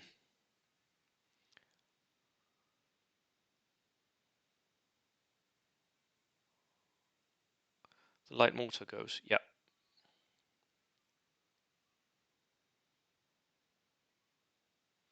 He misses the order test. The light mortar goes down.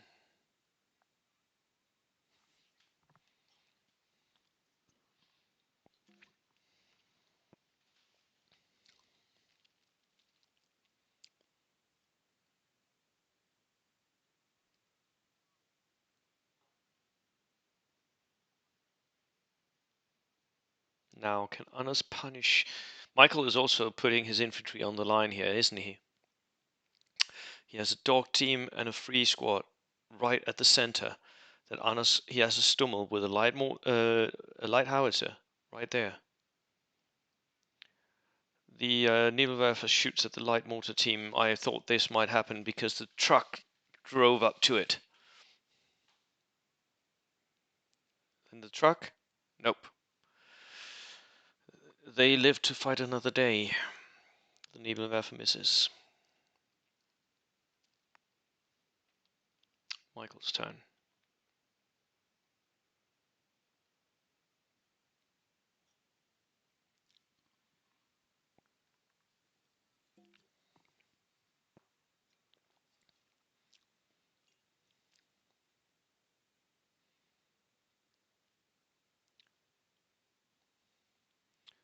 Now he does what I think he should have done the last turn, I think. He moves up his steward.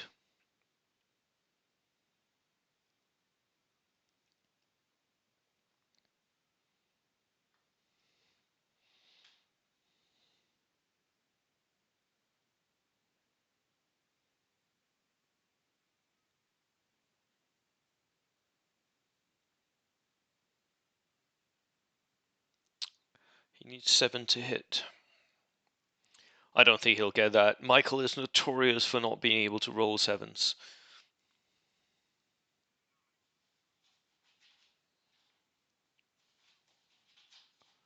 Not a 6.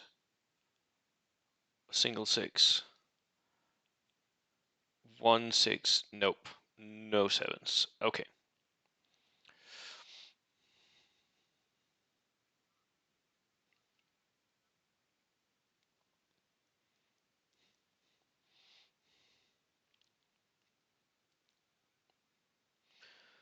He goes on ambush with this final steward now.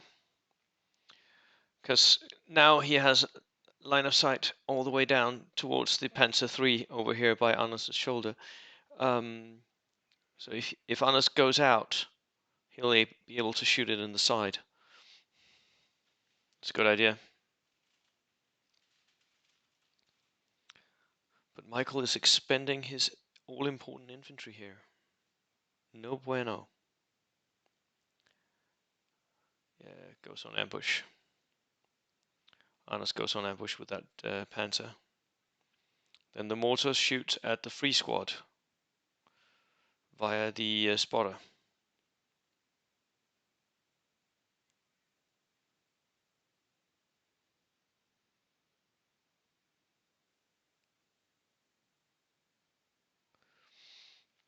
Michael's turn.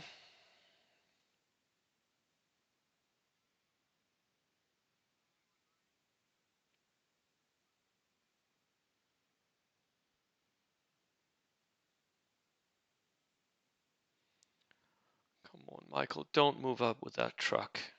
He still has a dog team in a truck right down here by my head, and I don't think he should move them. They shouldn't go. He has an objective right here that he needs to move them onto. Okay, he moves his OT instead. Moving up towards the center objective. That's the right move. The Panzerfaust are gone.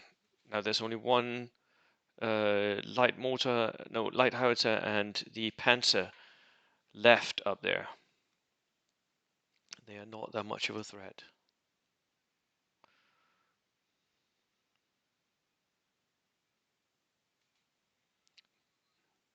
Dog team goes down. No, Michael. They need to take that objective. They're not going to be a threat against that Panzer. Okay, anyways. He's of course keeping them as a threat right now because the Panzer can't hurt them, they can't get out, and he still can go to the objective. Now Anders moves his sniper up onto his corner objective there.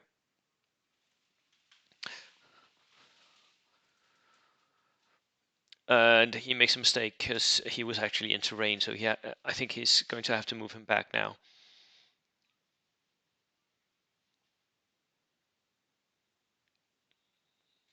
He moves him back, yeah.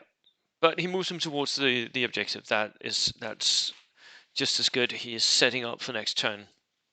He's setting up for the end game, basically.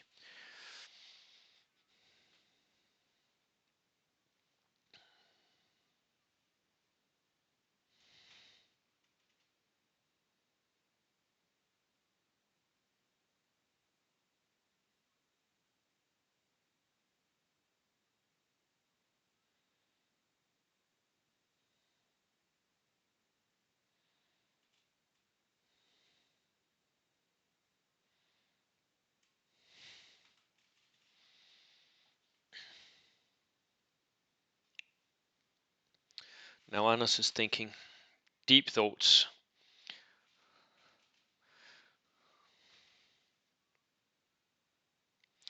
We're actually playing it as if the walls are there. We're playing the WTC style with pop-up walls that the walls can't be run down and removed.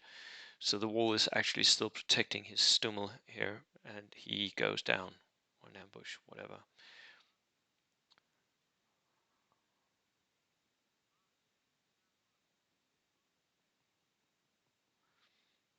Michael is tempted to do something with his dogs, I think, but he doesn't. He wants to keep them for later as a threat, which is good.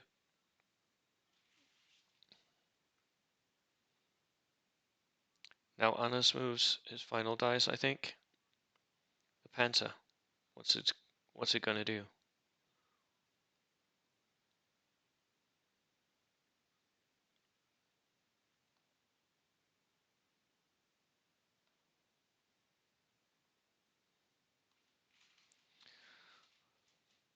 Approximately half an hour left of the game here.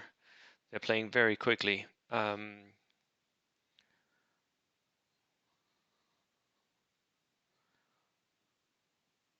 They are an hour and 40 minutes, 46 minutes into the game. 40 minutes.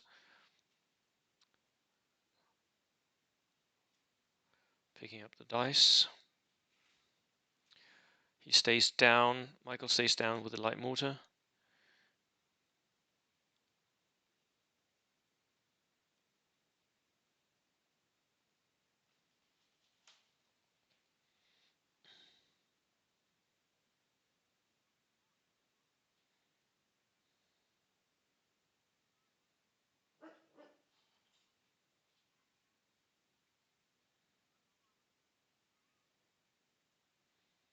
Turn 5.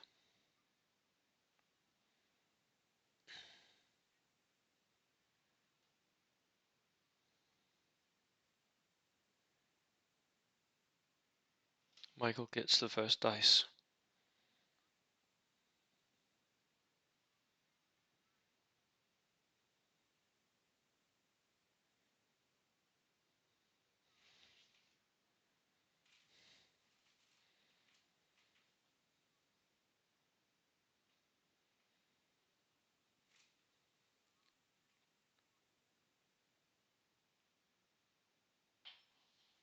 The dogs run towards the house. The idea here, I think, is to bring them all the way across and down to this objective here, because they have expended their dogs. That will mean that his second dog team down by my head gets freed up to actually hunt tanks. He gets the second dice. He shoots at the Nebelwerfer now, needing 6s.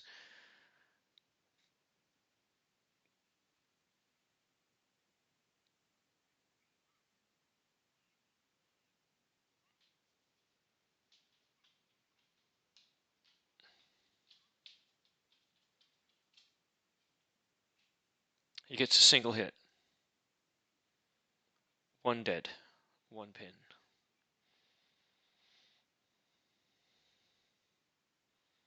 Oh, he didn't even kill anyone. Just a pin. Oh, that sucks. A full steward shooting. He needed 6s, 18 dice, only 1. Michael is notorious for doing this. Right, he moves his free squad into that courtyard where it's protected, gets hard cover, and then he moves them all around the objective, conga lining a bit.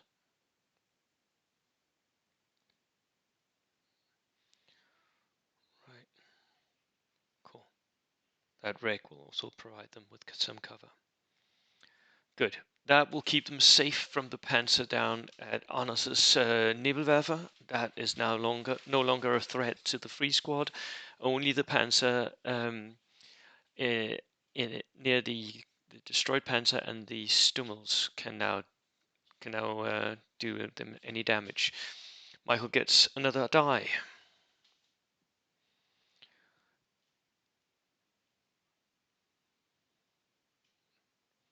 Michael did not want him. He wanted actually Arnos to do something so that he could react to it here. But I think it's better for him to start out here.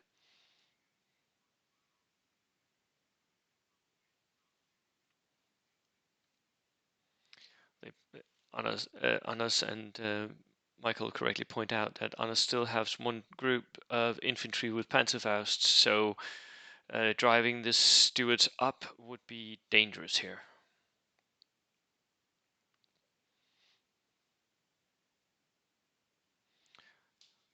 Michael puts the OT on ambush.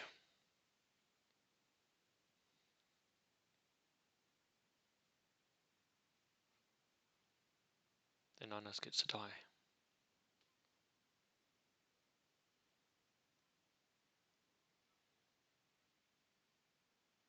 He takes an order test for the Nebelwerfer. He shoots at the house.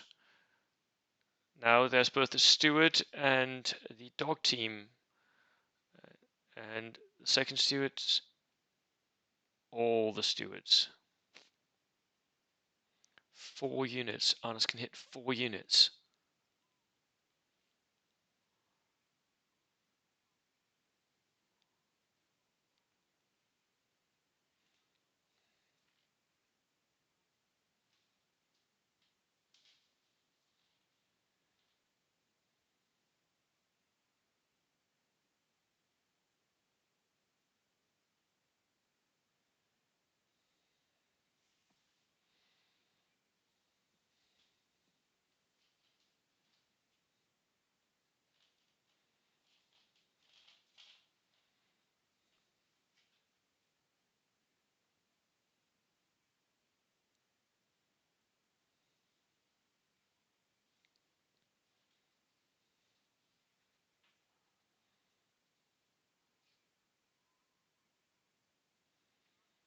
Okay. They have now measured 2 units, and he misses both.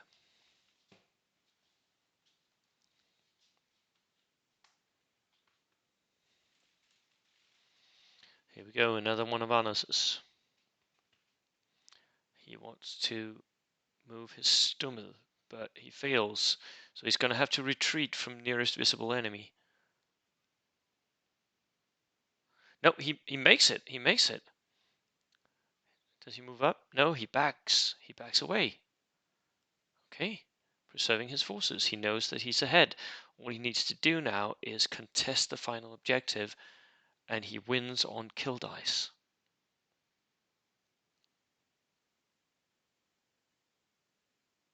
With a possible 2 turns left. Arnas shoots his main gun, no, his machine guns at the free squad. They are in hard cover.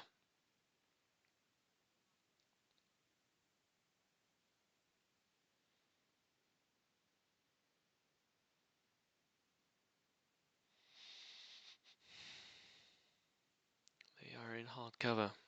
How many will he kill? He needs 5s.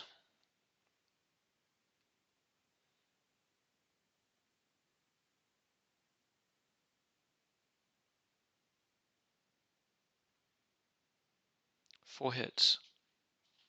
2 dead. 2 dead. That was not enough to be decisive. That tank is now no longer a threat. This is a problem with Arnas's list. Once he expends some of his order dice, that dramatically reduces his threat level. As soon as the panzers have moved, they are no longer a threat, and Michael can start pushing. We'll see if he does, but he can. Of course, there's still the Panzerfausts to be aware of, but those could be threatened away with an ambush by a single steward. Arnas takes a shot with his mortar towards the free squad. He gets it. Uh-oh, that free squad is now in trouble. Medium mortar to the free squad. Ouch. That's gonna hurt. And they are not down. Oh, those lucky 6s when they crop up.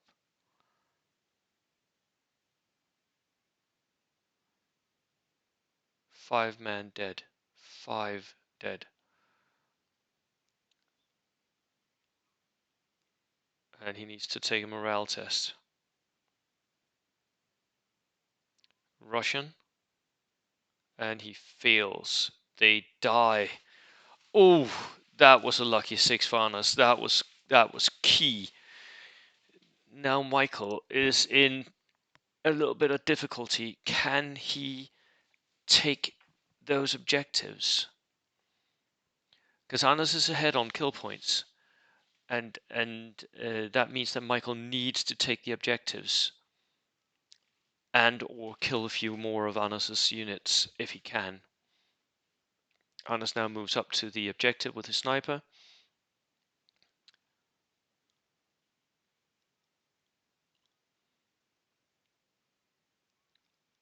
The steward goes on to ambush.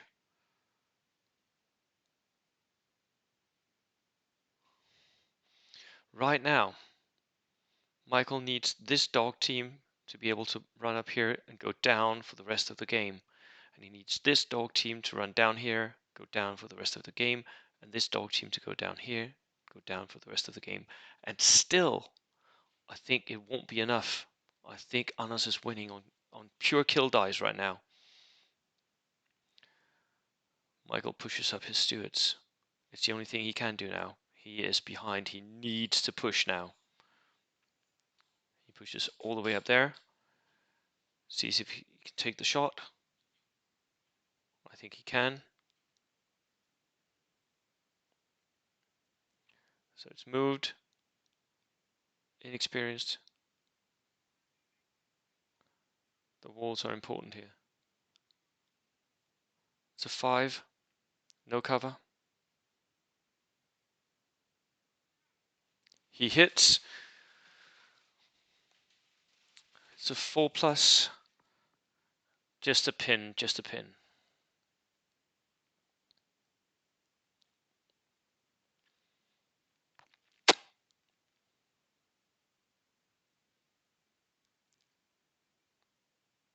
Yeah, Michael does the right thing. He moves the squad onto the objective, but he still forgets right now that there's a Stummel there. That Stummel can hurt him now. If Anas is willing to sacrifice it, it can hurt him. Anas is not willing to sacrifice. He goes down. The dogs here, they move the right way. He moves them back. Okay. Onto the objective. Anas sees it, recognizes it's a good move. It's the right move. He's been he's been playing a game with that truck. It wasn't meant to be a serious threat. Michael pulls back, trying to make everything survivable. Right. That is it. Getting ready for turn 6.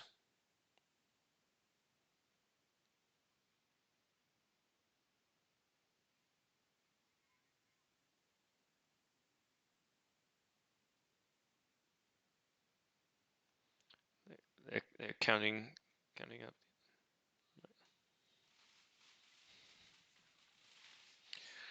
Discussing how the game might unfold here. Right, come on. Turn 6. Go, go, go. Take that order dice out. Michael gets to start. Now, Michael, you need to push. You need to push hard. You have an OT. Push it up. Take that Panzer. The steward here.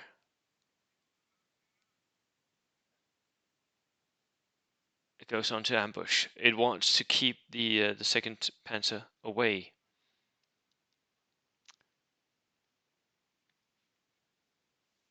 Then he shoots towards the Panzer with his main gun. He needs a 3. No, a 4. He doesn't get it. That was not what I would have done. I would have pushed up the OT. The OT is not that much useful right now. It could just push up and take the shot, and then the stewards could clear the target of Anas's infantry.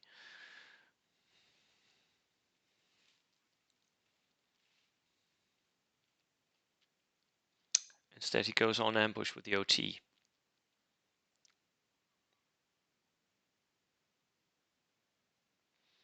Anders again shoots his Nebelwerfer at the house.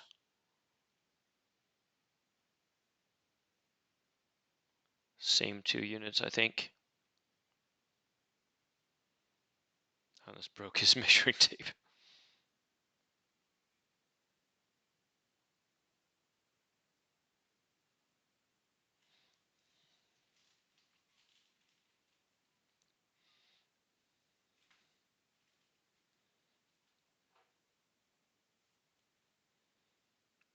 Nope, nope, nope, nope.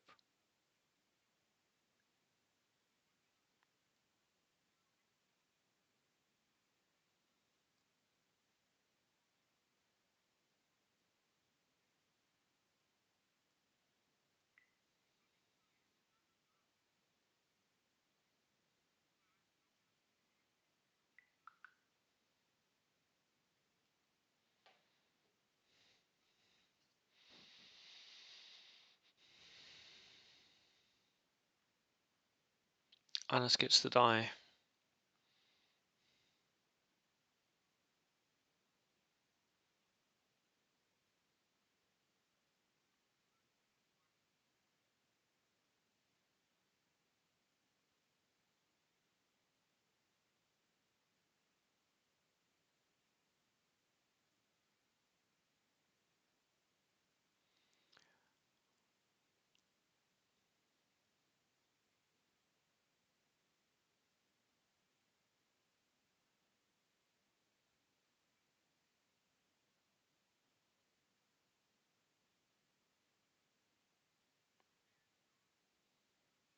Anders would want to run into the house next to the objective right now, but he can't because there's no windows, there's no openings on his side of the house.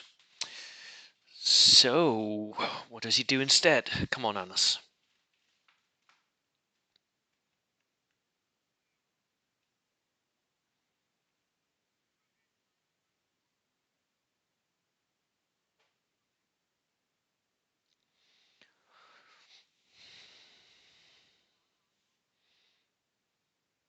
He might drive his Stummel up.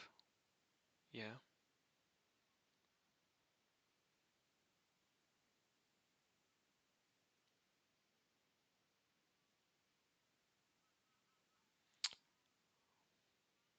Anders has doubts right now. He doesn't know what to do. He's going back and forth between different units. Not sure what he wants to do.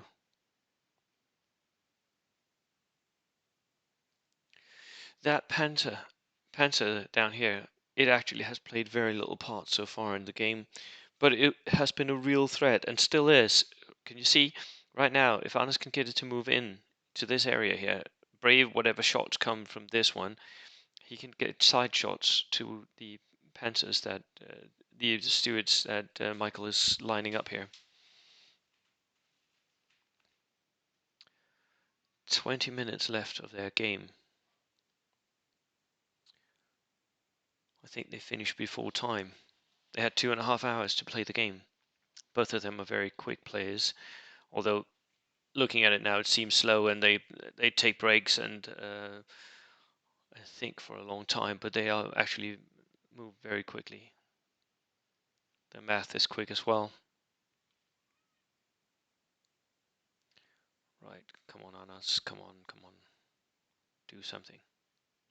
He thinks, he still thinks.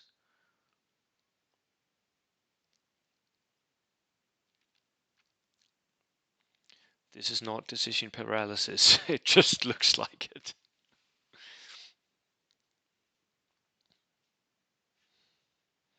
I'm going to skip. What did he do? What did he do?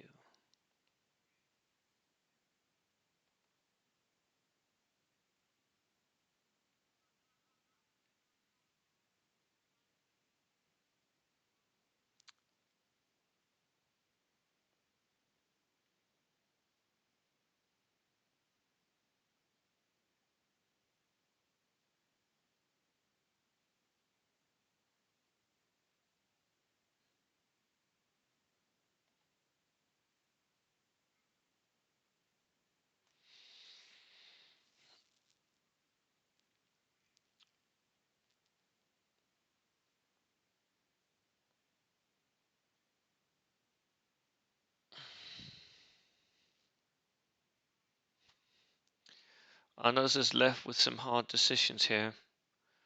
He doesn't know what to do most of the time here.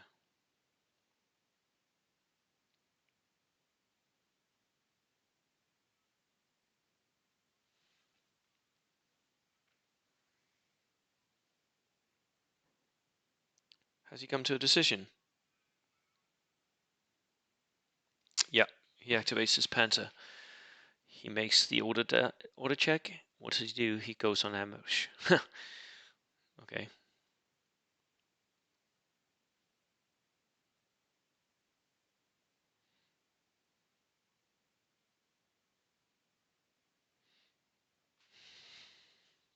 Right now the Panzer's safe. Although Michael might still drive up a Stuart. So the ambush is a good idea. Now Michael is thinking. Both of them are really down to the dregs here, right? Most of Anders' infantry is gone. Half of it anyway. Michael didn't have a lot of infantry to start with, and he has been losing his stewards, and so.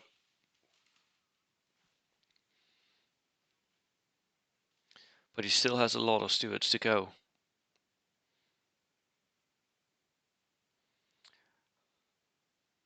He advances his stewards all the way up, and he makes a living barrier of his steward so that his dog team can move up afterwards to the objective. He sacrifices his steward. This is not a good idea. Don't do this at home, kids. The Panzer immediately punishes him, I think. I would too, because right now Anders is winning on kill points. He can get ahead even further. This is not worth the trade.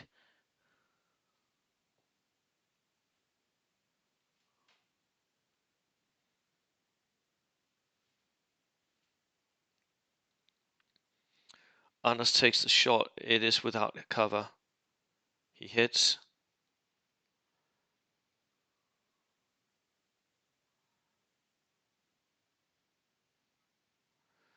He only the bullet bounces off.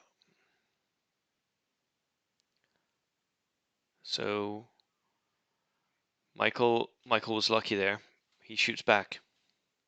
He was really lucky. He could have lost his steward, giving Anders another kill dice. Michael misses. Anders' turn.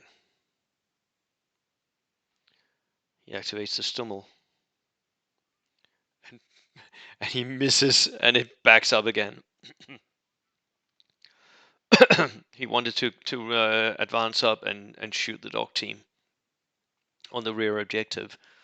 No such luck.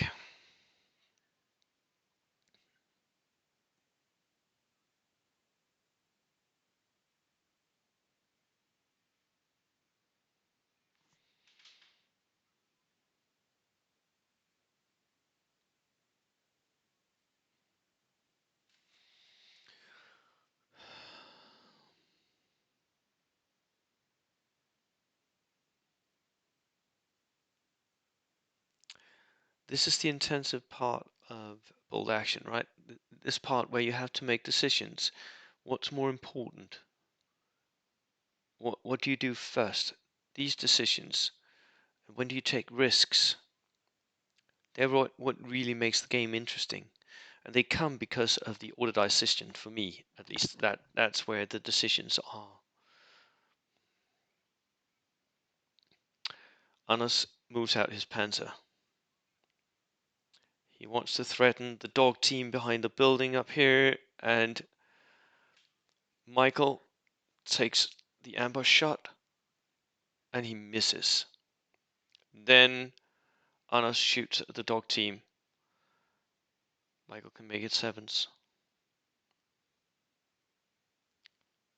He goes down. Nope. Does he take it?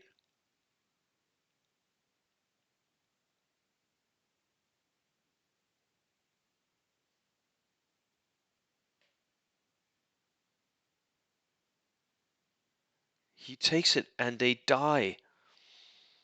Ah, that was not necessary, Michael. You could have gone to turn 7. Staying alive is more important. One dies, but he makes the order test, so they're still alive. That was important as well.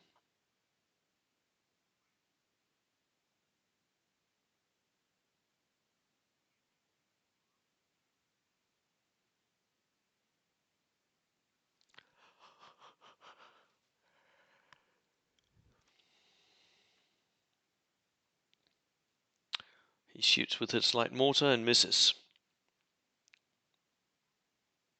Final few dice, come on.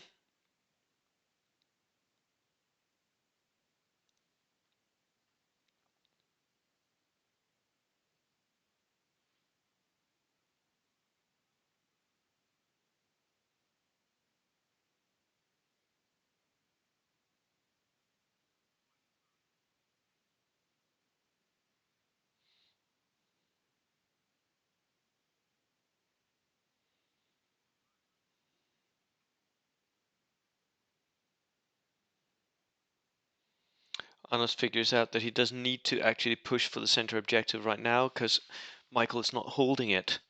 So it's not really important pushing up.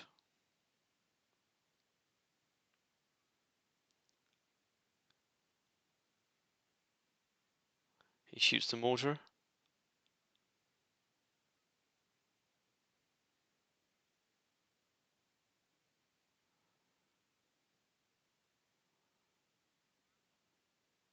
This is the most important dice. They roll for turn 7.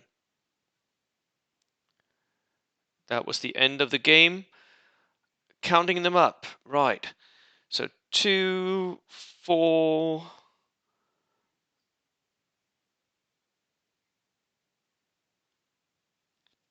The secret objectives were not important.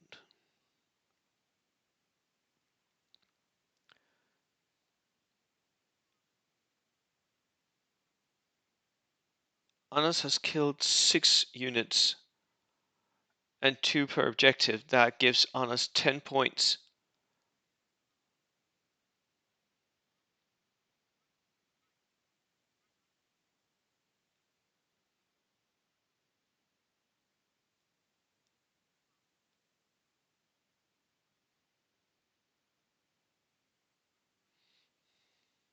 For Anas.